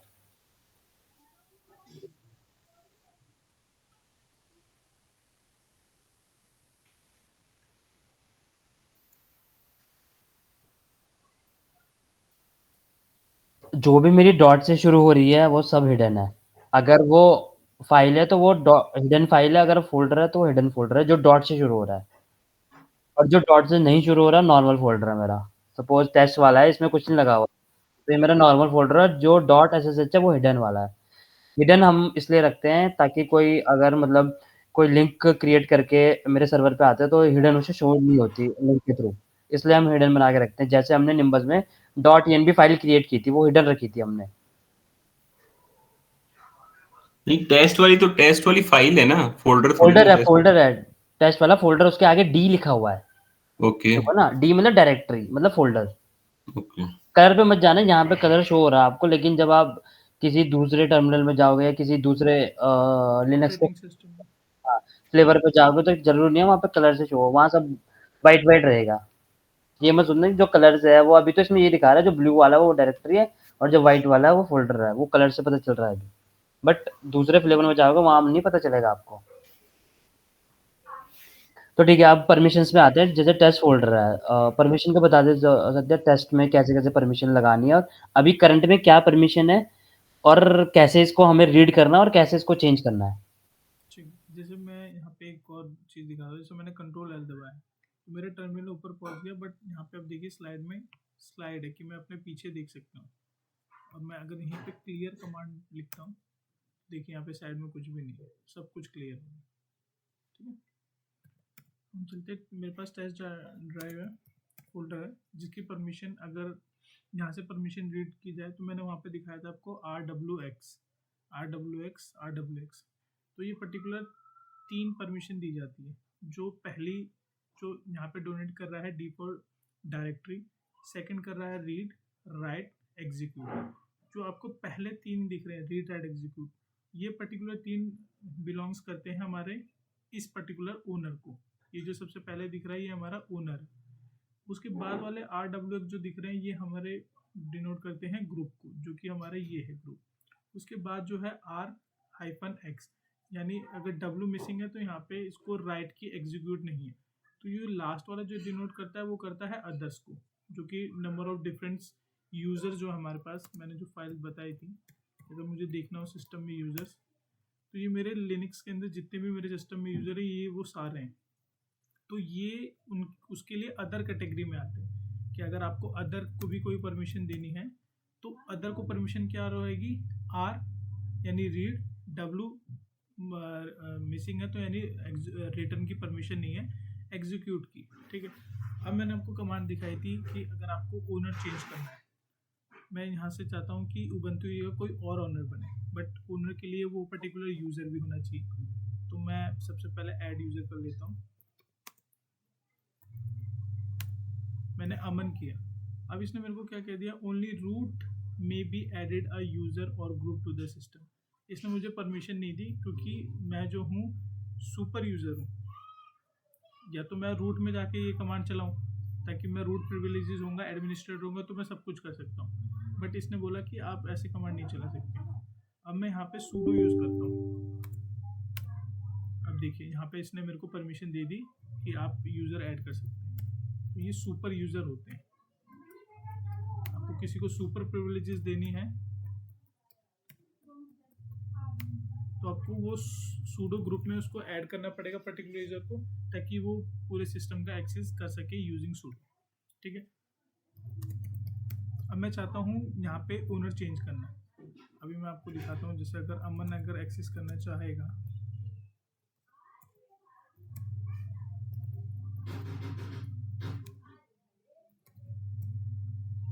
क्यों मुझे पर्टिकुलर उसकी डायरेक्टरी में भी जाने के लिए नहीं दे रहा हूँ उबंटू की, कि अगर मैं उबंटू की वाली डायरेक्टरी में जाना चाहूँ, मैं यहाँ लिस्ट कर सकता हूँ मेरे पास कौन कौन सी यूज़र की डायरेक्टरी है। मैं चाहना चाहता हूँ किसी और की यूज़र की डायरेक्टरी, उसने मुझे परमिशन डिनाई कर दी। अगर मुझे सूडो एक्सेस होता, सूडो राइट्स होते तो मैं इजीली जा सकता हूँ। ठीक है, ये इसलिए हो रहा है सध्या एलएल कर यहाँ पे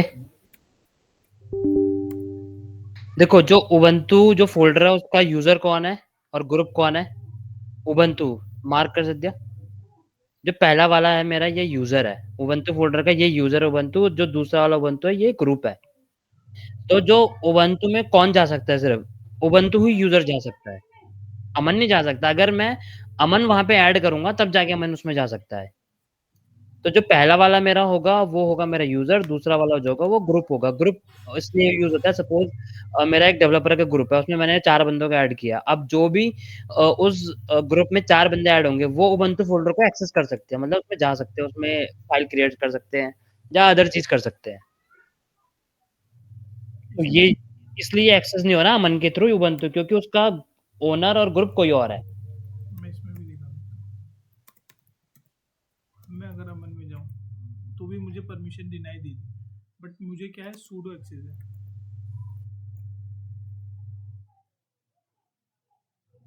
अच्छा, एक सब नहीं चलेगा, ठीक है। CD, मैं अमन के अंदर आ गया इजीली। ठीक है, अब मैं यहाँ पे इसको परमिशन चेंज करता हूँ। जैसे मुझे अभी सूडो राइट्स है, मैं विदाउट सूडो करता हूँ, जो कि अमन को जैसे राइट है, मैं ओनर चेंज करता हूँ पहले।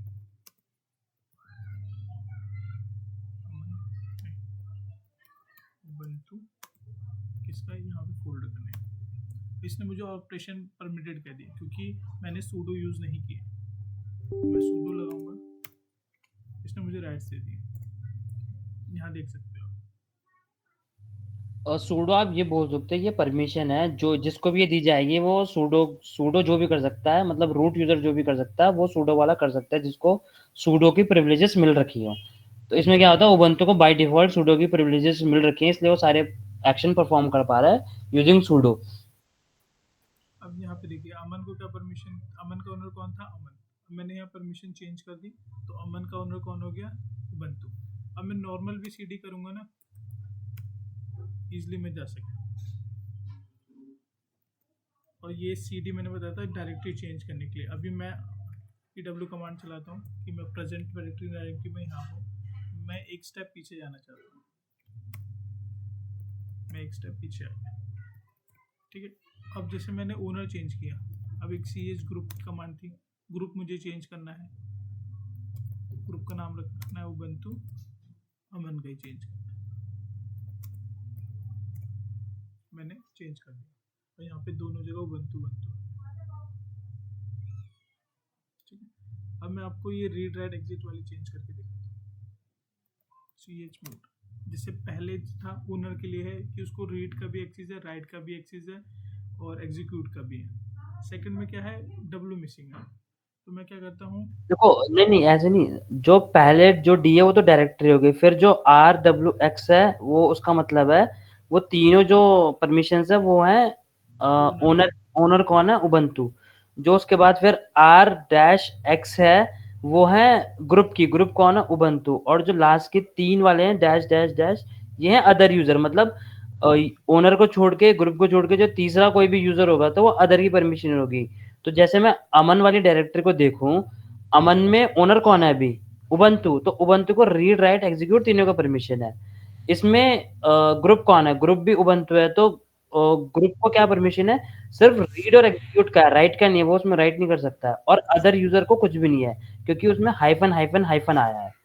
तो पहले जो 3 है वो है ओनर के, दूसरे जो 3 है वो है ग्रुप के, लास्ट के जो 3 है वो है अदर यूजर के।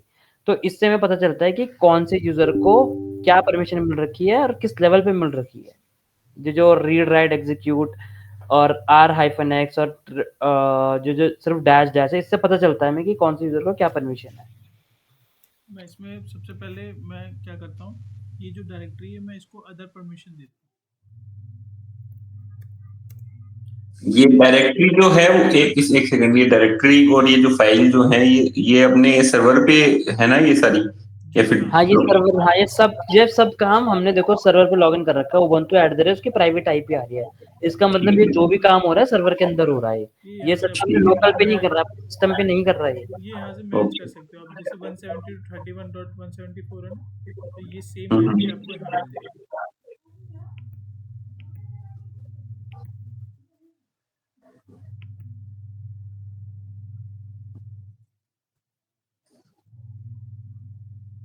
और ये डायरेक्टरी भी देख सकते हैं यहाँ पर? नहीं, यहाँ पे नहीं दिखेगी आपको। ओके। ये टर्मिनेटेड वाला है, टर्मिनेटेड वाला। अच्छा, फिल्टर हटा और फिर देखा ये 172.31.1.7 सेम हमारी यहाँ पे ओके। तो मतलब मैं सर्वर में लॉगिन हूँ, इसका मतलब सर्वर के अंदर हो रहा है काम। ठीक है, मैं क्या करता हूँ, यहाँ पे अदर को कोई परमिशन नहीं, तो मैं अदर को परमिशन दे देता हूँ। मुझे देनी है RWX, तीनों परमिशन देनी वो मतलब अदर प्लस मतलब रीड राइट एग्जीक्यूट प्लस मतलब हमने उसको दे रहे हैं रीड राइट एग्जीक्यूट तीनों का, और उसके बाद फोल्डर का नेम। इसमें अमन जो है ये डायरेक्टरी और ये सब जो है हम ये कमांड लाइन के थ्रू ही जो है ना वो एक साथ अगर शो ऑल कर सकते हैं, या फिर बाकी जो है बाकी हम AWS पे कहीं पे हमें कोई UI नहीं है जहां पर हम कोई डायरेक्टरी वगैरह या फिर फाइल्स वगैरह देख सकते हैं? या आप नहीं उसके थ्रू दे देते, जैसे फाइल जिला होता है जो मतलब UI में दिखाएगा आपको, फाइल जिला डाउनलोड कर सकते हैं। थर्ड पार्टी, हाँ थर्ड पार्टी टूल के थ्रू देख सकते हैं। ओके थर्ड पार्टी से जैसे आपने एसएसएस किया ना, एसएसएस करके आपको उसका एक्सेस मिल गया, वैसे ही थर्ड पार्टी टूल का इस्तेमाल करके आप फाइल जिला हो गया और भी बहुत सारे आते हैं। ubuntu में खुद का होता है, जो ubuntu डेस्कटॉप यूज करेंगे ना उसमें एक फाइल मैनेजर होता है, उसमें आप अदर सर्विस में जाएंगे तो उसमें खुद से आता है लोकेशन क्रिएट करने के लिए। अगर आपको एक्सेस करना है तो वहाँ से आपको पूरा ये जो डायरेक्टरी बनी है ना, ये जो मैंने आपको स्लैश बताया था, जो आर्किटेक्चर दिखा था ना स्लैश के, ये वो है, स्लैश दिखा रहा है, तो ये उसके अंदर ही डायरेक्टरीज, तो ये पूरा फोल्डर आपको वहाँ पे मिल जाएगा अगर आप कोई थर्ड पार्टी टूल इंस्टॉल करते हैं। तो वहाँ पे भी सेम आपको वही करना है, आईपी डालना है, यूजर नेम नाम डालना है और उसका पासवर्ड डालना है, तो आपको ये पूरे डायरेक्टरी का एक्सेस मिल जाएगा। Okay fine. ठीक है,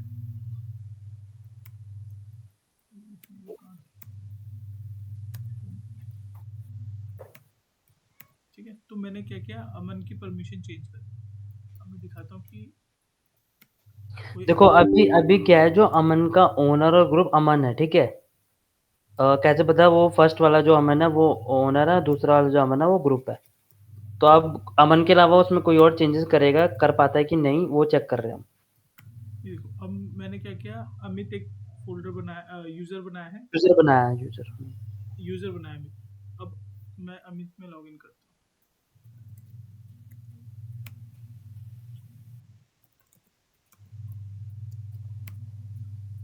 मैं अमित में गया, तो मैं अगर ubuntu में जाऊंगा तो मुझे परमिशन डिनाई दे देगा क्योंकि अदर्स में कोई एक्सेस नहीं है। ठीक है, अब मैं अमन में जाता हूँ।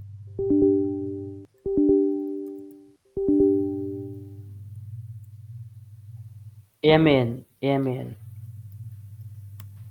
मैं अमन की डायरेक्टरी में तो चला गया। अमित यूजर है जो अमन में चला गया, क्यों? क्योंकि हमने अदर को रीड राइट एग्जीक्यूट तीनों दे रखा है, और अगर ये नहीं देता तो अमित यूजर अमन फोल्डर में नहीं जा सकता, क्योंकि अदर को हमने अभी परमिशन दे रखी है। बट अगर मैं वो नहीं सकता, परमिशन हटाइए अदर्स को अमन से।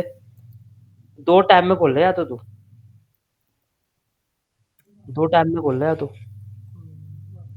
ऐसे कब तक एग्जिट करता रहेगा?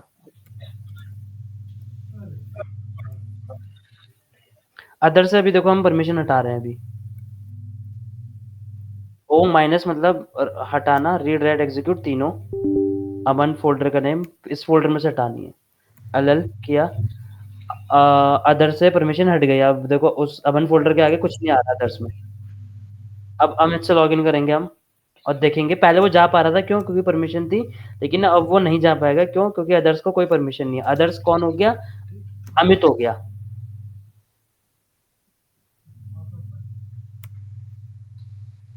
अब वो अमित यूजर अमन में नहीं जा पा रहा, पहले जा पा रहा था क्यों? क्योंकि अदर में परमिशन थी, लेकिन अभी हमने परमिशन हटाई तो अब अमित यूजर अमन फोल्डर में नहीं जा पा रहा है।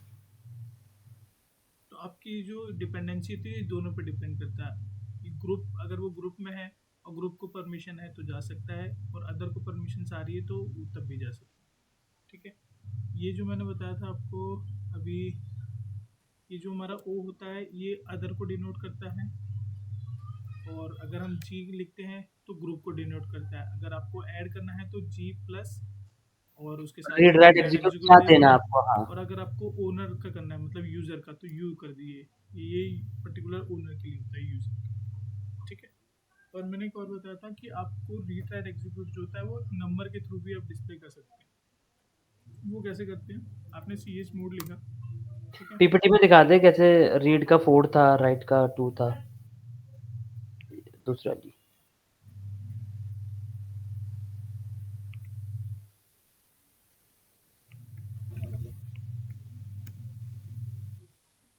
पार्ट 2 वाले में था, आई थिंक पार्ट 2 वाले में।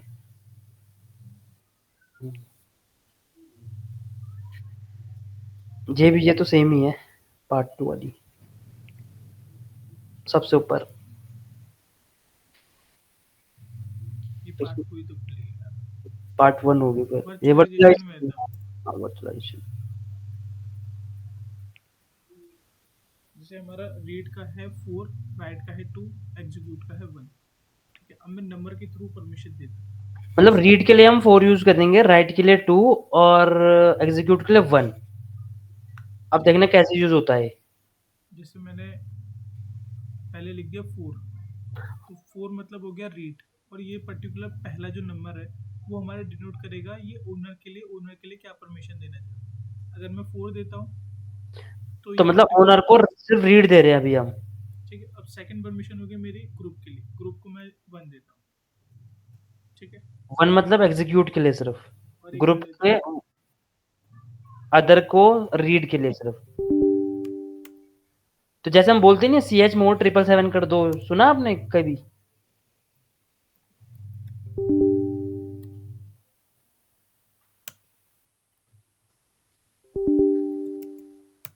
मैंने दिया था 412। तो कोई मुझे बताएगा अब अमन को कौन सी परमिशन मिली होगी यहाँ पे पर्टिकुलर इस जगह पे।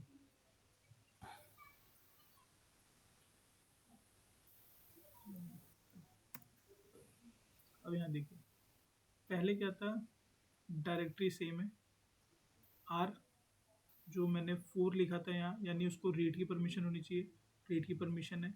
1 लिखा था, यानी जो सेकंड थी वो हमारी ओन ग्रुप के लिए थी, तो यहाँ पे बाकी सारे डॉट आ गए। 1 का मतलब एग्जीक्यूट, तो यहाँ सेकंड नंबर पे देखिए एग्जीक्यूट का आगे जो कि ग्रुप है, और सेकंड थर्ड पे लिखा था मैंने अदर्स के लिए राइट, जो कि यहाँ पे डब्ल्यू आ गया, बाकी सारी परमिशन हट गई। क्लियर है सबको? तो नंबर्स के थ्रू ऐसे देते हैं हम परमिशन। और जैसे 777 देनी हो, 777 मतलब होता है कि सी एच मोड 777 करता हूँ मैं अगर, तो मतलब मेरा जो यूजर होगा, जो मतलब ओनर होगा, उसको रीड राइट एग्जीक्यूट तीनों होगी। दूसरा 7 का मतलब है जो मेरा ग्रुप होगा उसको भी रीड राइट एग्जीक्यूट तीनों की परमिशन होगी, और जो मेरा अदर होगा उसको भी रीड राइट एग्जीक्यूट तीनों की परमिशन होगी। ये ऐसे सपोज ये 7 कैसे आ रहा है, क्योंकि 4 प्लस 1 प्लस 2 7 होता है, तो मतलब रीड की भी है, राइट की भी है, एग्जीक्यूट की भी है। और अगर मैं 6 देता तो मतलब 4 मतलब होता है आपका रीड, और 2 मतलब होता है राइट, तो 4 प्लस 2 6। तो अगर मैं किसी में 6 लिखूंगा तो उसका मतलब होगा उसको रीड एंड राइट दोनों की परमिशन है, एग्जीक्यूट नहीं है। क्यों? क्योंकि मैंने 1 नहीं दिया। 1 देता तो उन तीनों का एडिशन 7 हो जाता, तो मतलब तीनों चीज का परमिशन मिल जाता उसे, रीड का भी, राइट का भी, एग्जीक्यूट का भी। तो ऐसे यूज करते हैं हम नंबर वाइज से परमिशन देना। इसका अमन, इसका यूज केस क्या है? मतलब कब हम जो है ये कि डायरेक्टरी का परमिशंस वगैरह, या फिर मतलब सपोज मेरे मेरे पे 4 बंदे हैं, ठीक है, मैंने चारों को सर्वर एक्सेस दे रखा है। अब मैं ये इंश्योर करना चाहता हूँ कि भाई अमन का जो काम है वो इस डायरेक्टरी में करेगा अमन, वो दूसरी डायरेक्टरी में जाएगा। क्यों? क्योंकि अगर वो दूसरी डायरेक्टरी में चला गया, कहीं वो किसी का काम खराब ना कर दे, कहीं किसी की फाइल एडिट नहीं कर दे, कहीं डिलीट ना कर दे, तो ऐसे करके मैं बोलूंगा कि भाई अमन तेरा ये यूजर नेम है और तेरी ये डायरेक्टरी है, तो इसी में काम कर। ऐसी अमित को मैं बोलूंगा, ऐसी आपको मैं बोलूंगा, तो सब अपनी अपनी डायरेक्टरी में काम करेंगे, कोई किसी की दूसरे की डायरेक्टरी में नहीं जाएगा और ना ही कुछ छेड़छाड़ करेगा। नहीं, ये जो तू एप्लीकेशन लेवल पे बोल रहा है या फिर सर्वर लेवल पे ये कुछ? सर्वर लेवल पे भी है और एप्लीकेशन लेवल पे भी होती है। कैसे? सपोज एप्लीकेशन को किसी फाइल में 777 की परमिशन चाहिए, तो हम वो कोड के थ्रू देंगे वो सब चीजें, वो सब कोड के थ्रू होता है, बट वो देते ऐसे ही हैं। वहां पे बस आपका सिंटेक्स अलग हो जाएगा कि 666 पे परमिशन कैसे देनी है, 777 परमिशन कैसे देनी है। सपोज कोई भी हमारी एक AWB जनरेट होता है कोई भी, ठीक है, तो उसमें एक फाइल भी बनती है अपनी, एक क्या होता है, लेबल बनता है उसमें एक, तो उस लेवल को क्या परमिशन मिलेगी वो हम कोड लेवल पे देते हैं। तो वो इसी के थ्रू देते हैं। बस वो PHP में देना है, कैसे देना है, वो सिंटेक्स अलग हो जाता है। वो देंगे ऐसे ही, हम 777 लगाना है, 666 लगाना है, 222 लगाना है, ऐसा कुछ करके। और तुम ये हो गई अभी सर्वर लेवल पे, तुम डायरेक्टरी में वो वहां पर सर्वर लेवल पे डायरेक्टरी कैसे डिवाइड होती है, जिसमें जैसे मान लो कि एक पे जैसे सत्य काम कर रहा है, एक पे तू काम कर रहा है, तो उससे क्या रिलेशन है कि सर्वर पे अलग अलग डायरेक्टरी का क्या मतलब हुआ? अलग अलग डायरेक्ट का मतलब ये है, यहाँ पे देखिए,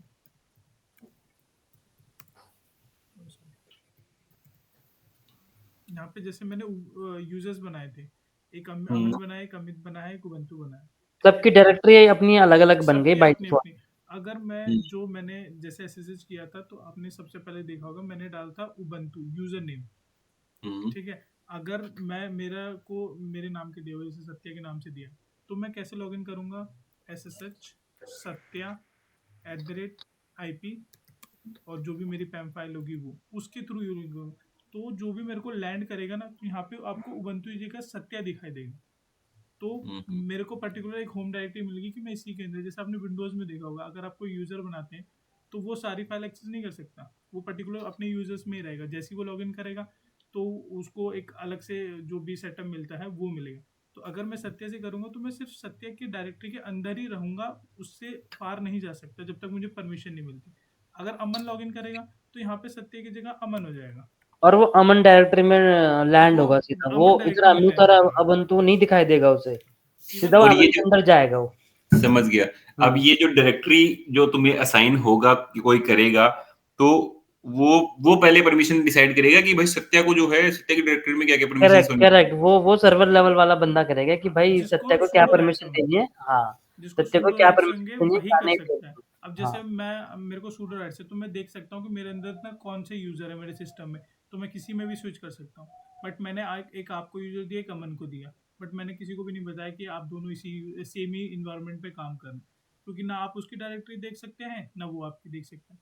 तो वो आपकी स्विच भी करेगा यूजर करने के, अगर उसने बता भी दिया आपको कि मेरा भी इसी पे है, तो वो स्विच भी नहीं कर सकता। जैसे मैंने आपको दिखाया था परमिशन नहीं है, बट लेकिन आप चाहते हो कि आप कोलैबोरेट में काम करो, जैसे डेवलपर टीम होती है, तो आप क्या करोगे, एक पर्टिकुलर ग्रुप बनाओगे, उस ग्रुप ग्रुप में बनाओगे। सारे यूजर को ऐड कर दोगे, फिर उस पर्टिकुलर फाइल की परमिशन आप दे दोगे, तब जाके वो आपके काम को वो देख सकता है या देख रीड कर सकता है। सकता है। उसमें भी आप उस पर डिपेंडेंसी लगा सकते हो कि वो सिर्फ रीड कर सके, कि उसमें एडिट ना कर सके और डिलीट ना कर सके।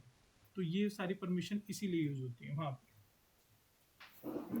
ठीक है।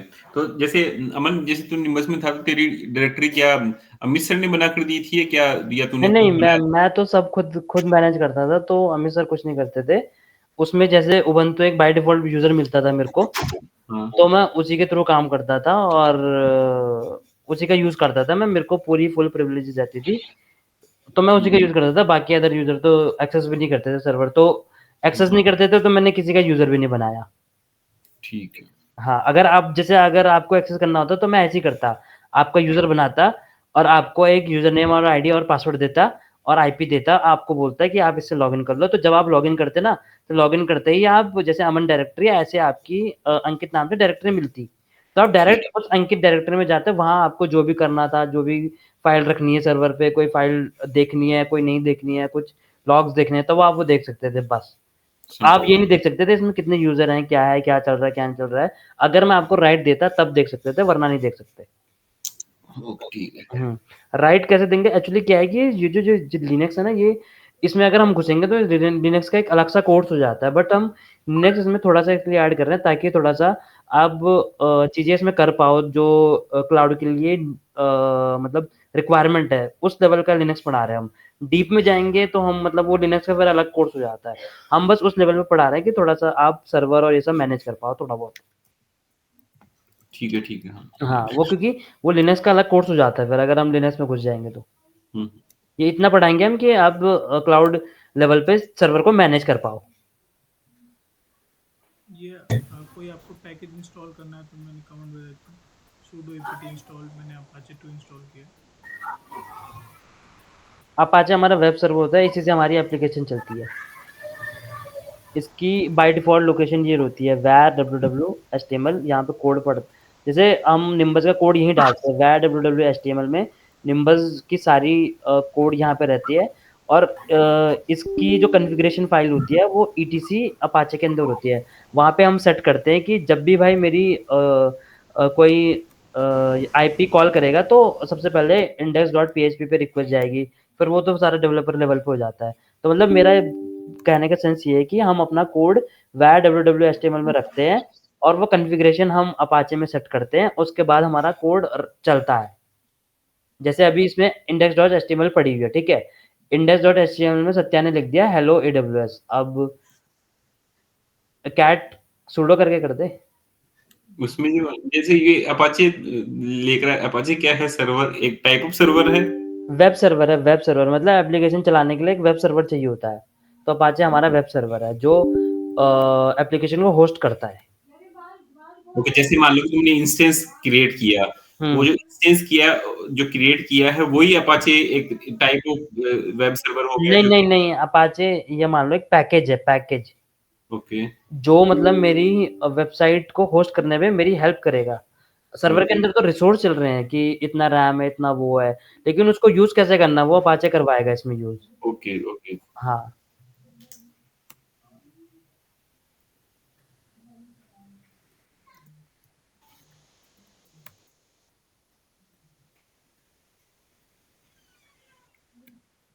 Service Apache two start.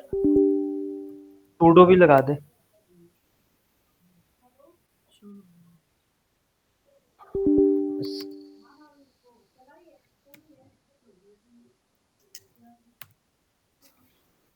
ये स्टेटस देखने के लिए आपका एक्टिव है ये। अब देखो हम इसमें प्राइवेट पब्लिक आईपीज़ की हिट करेंगे ब्राउज़र पे तो जो मेरा index.html फाइल में लिखा हुआ था वो यहाँ पे शो होने लग जाएगा। अगर पोर्ट ओपन कर रखा है तो। पोर्ट चेक कर। हमारी जो भी एप्लीकेशन चलती है वो 80 और 443 पोर्ट पे चलती है।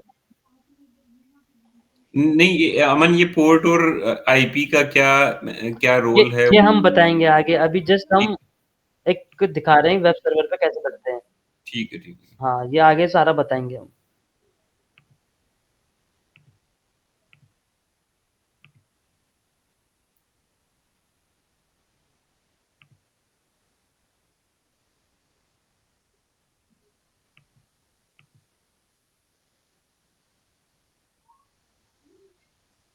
रिफ्यूज़ टू कनेक्ट आ रहा है, अपाचे से कनेक्ट नहीं हो रहा।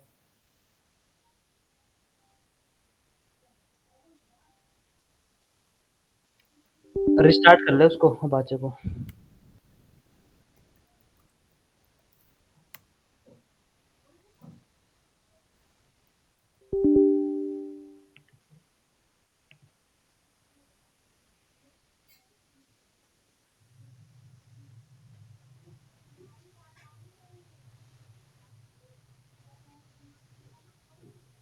इनकॉग्निटो पे खोल ले। आईपी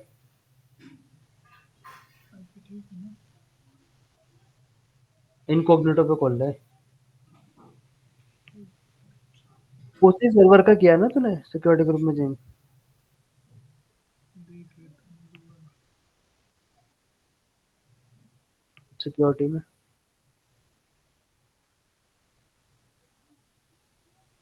ओनली ना? हुँ।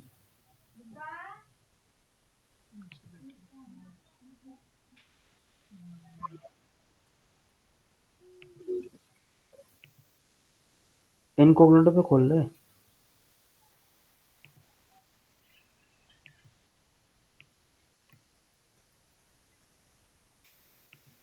अब बाद में क्या होता है, ये आईपी मेरी डोमेन से मैप होती है, तो जब भी कोई मेरा डोमेन हिट करेगा, एचटीटीपीएस आ रहा है वहाँ पे।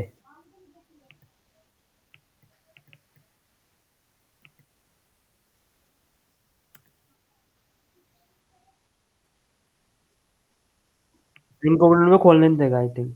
अच्छा, तो देखो जो मेरा वहाँ पे सर्वर के अंदर हमने फाइल डाली थी, उसमें हेलो एडब्ल्यूएस लिखा हुआ था। मैंने आईपी हिट की तो अपाचे ने क्या किया, index.html पे मेरी रिक्वेस्ट राउट की और मेरे को ये दिखा दिया, ठीक है, हेलो एडब्ल्यूएस। ऐसी अगर मैं वहाँ पे कोई सैंपल कोड रखता, तो वो सैंपल कोड यहाँ पे मेरा रन हो जाता है। एक सत्य सैंपल कोड वहाँ पे रखियो डाउनलोड करके, टेम्पलेट कोई।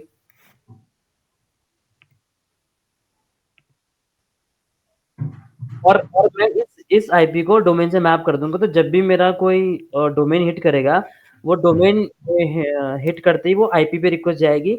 आईपी में फिर अपाचे देखेगा कि मेरे को यहाँ पे कहाँ पे राइट करनी है रिक्वेस्ट। वो जिस भी फाइल में हमने दे रखा होगा उस फाइल में जाएगा, और वो जो भी कंटेंट होगा वो कंपाइल करके ब्राउजर पे शो कर देगा। अब यहाँ पे हम एक कस्टम साइट डाल रहे हैं, जो कि मैं डालने वाला हूँ कुछ टाइम पे। सूडो हर var www.html में सूडो यूज होगा हमेशा। अमन, एक चीज पूछना था, जैसे होस्टिंगर वगैरह और किसी उस पर जाएंगे हम सर्वर पे, तो हाँ वहाँ हाँ पे क्या होता है, वो यूआई के थ्रू वहाँ पाथ तक पहुँचते हैं और फाइल भी ओपन कर लेते हैं उन्हीं के एडिटर में। हाँ हाँ ठीक है। तो इस तरह का कुछ यूआई वगैरह इसमें हमने यूज नहीं करते क्या इसमें एडब्ल्यूएस में? मतलब यूआई फाइल चाहिए को अगर। हम, मैं सोच रहा हूँ एडब्ल्यूएस से जाके मुझे देखना है कौन सी फाइल मेरी वहाँ पे पड़ी हुई है, वहाँ से उसको एडिट ओपन करके तब वहाँ पे डालूंगा। फाइल जिला से कर सकते हो आप, फाइल जिला से। अच्छा, वैसे कुछ नहीं है यूआई का इसमें? नहीं, थर्ड पार्टी टूल है वो, फाइल जिला है। जैसे फाइल जिला आप डाउनलोड करोगे ना, हाँ उसमें आप हाँ, उससे वो लॉगिन कर लो, फिर आप उसमें आपको मतलब यूआई उसमें वो तो दिखेगा। बताता रहता है ना कौन से पाथ में हुआ, कौन से पाथ के अंदर कितनी फाइल है क्या है, वो तो सब क्या चलता रहता अब वहाँ पे आप एडिट भी कर सकते हो, अगर आपको है। अपलोड हाँ करनी है तो अपलोड भी कर सकते हो, क्योंकि एफटीपी की तरह भी काम करता है फाइल जिला। ठीक है ठीक है। हाँ।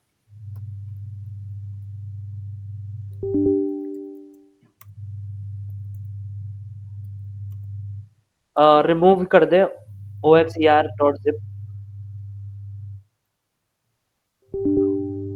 टीएम दिख रहा है, टीएम index.html में देख ले एक बार है क्या। कैट कैट इसको हटा दे, आरएम हाइफन आरएफ कर दे अगर।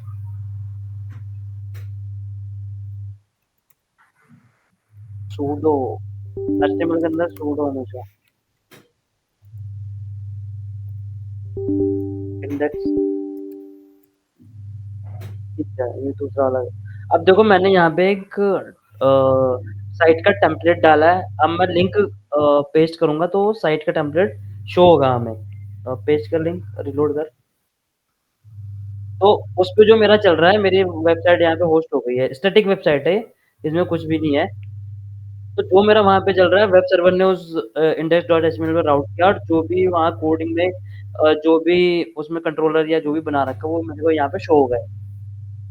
तो ऐसे हमारी एक वेबसाइट चलती है, और ऐसे मैं इसको डोमेन से भी मैप कर सकता हूँ। डोमेन लिया मैंने, उसको मैप कर दिया और मेरी वेबसाइट चलने लग गई। तो मैं अभी कुछ टाइम पे ये जो भी लर्निंग से रिलेटेड है उसका ऐसे टेम्पलेट बना के डाल दूंगा AWS पे।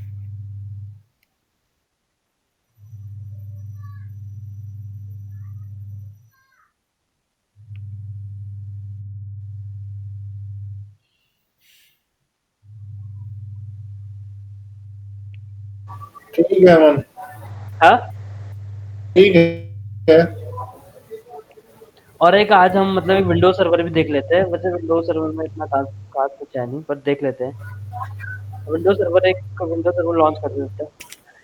इसमें क्या-क्या सेटिंग यूज़ कर रहे हैं, क्या कर रहे हैं, वो हम आगे आपको कल से हम वही बताएँगे कि EC2 के अंदर ये सिक्योरिटी ग्रुप, स्टोरेज और ये सब क्या ही है, इनका यूज़ केस क्या है, कब क्या यूज़ करना है, कब नहीं करना है, इसकी कॉस्टिंग क्या है, तो वो सब हम आगे वाले लेक्चर में बताएँगे। VPC क्या होता है, सबनेट क्या होता है, ये सब हम बताएँगे आगे। आज जस्ट हम बस एक सर्वर बना रहे हैं और उसमें देख रहे हैं, उसको लॉगिन कैसे करते हैं, थोड़ा-सा लिनक्स की कमांड देखे हम भी, तो ये सब चीज़ है अभी। अमन कल करें इसको नो हाँ, कल कल अगर मैं मॉर्निंग में रखूँ क्लास तो कोई दिक्कत तो नहीं किसी को? मुझे तो दिक्कत नहीं है। तो कल मतलब 12 बजे करीब रखें? आप कर लो।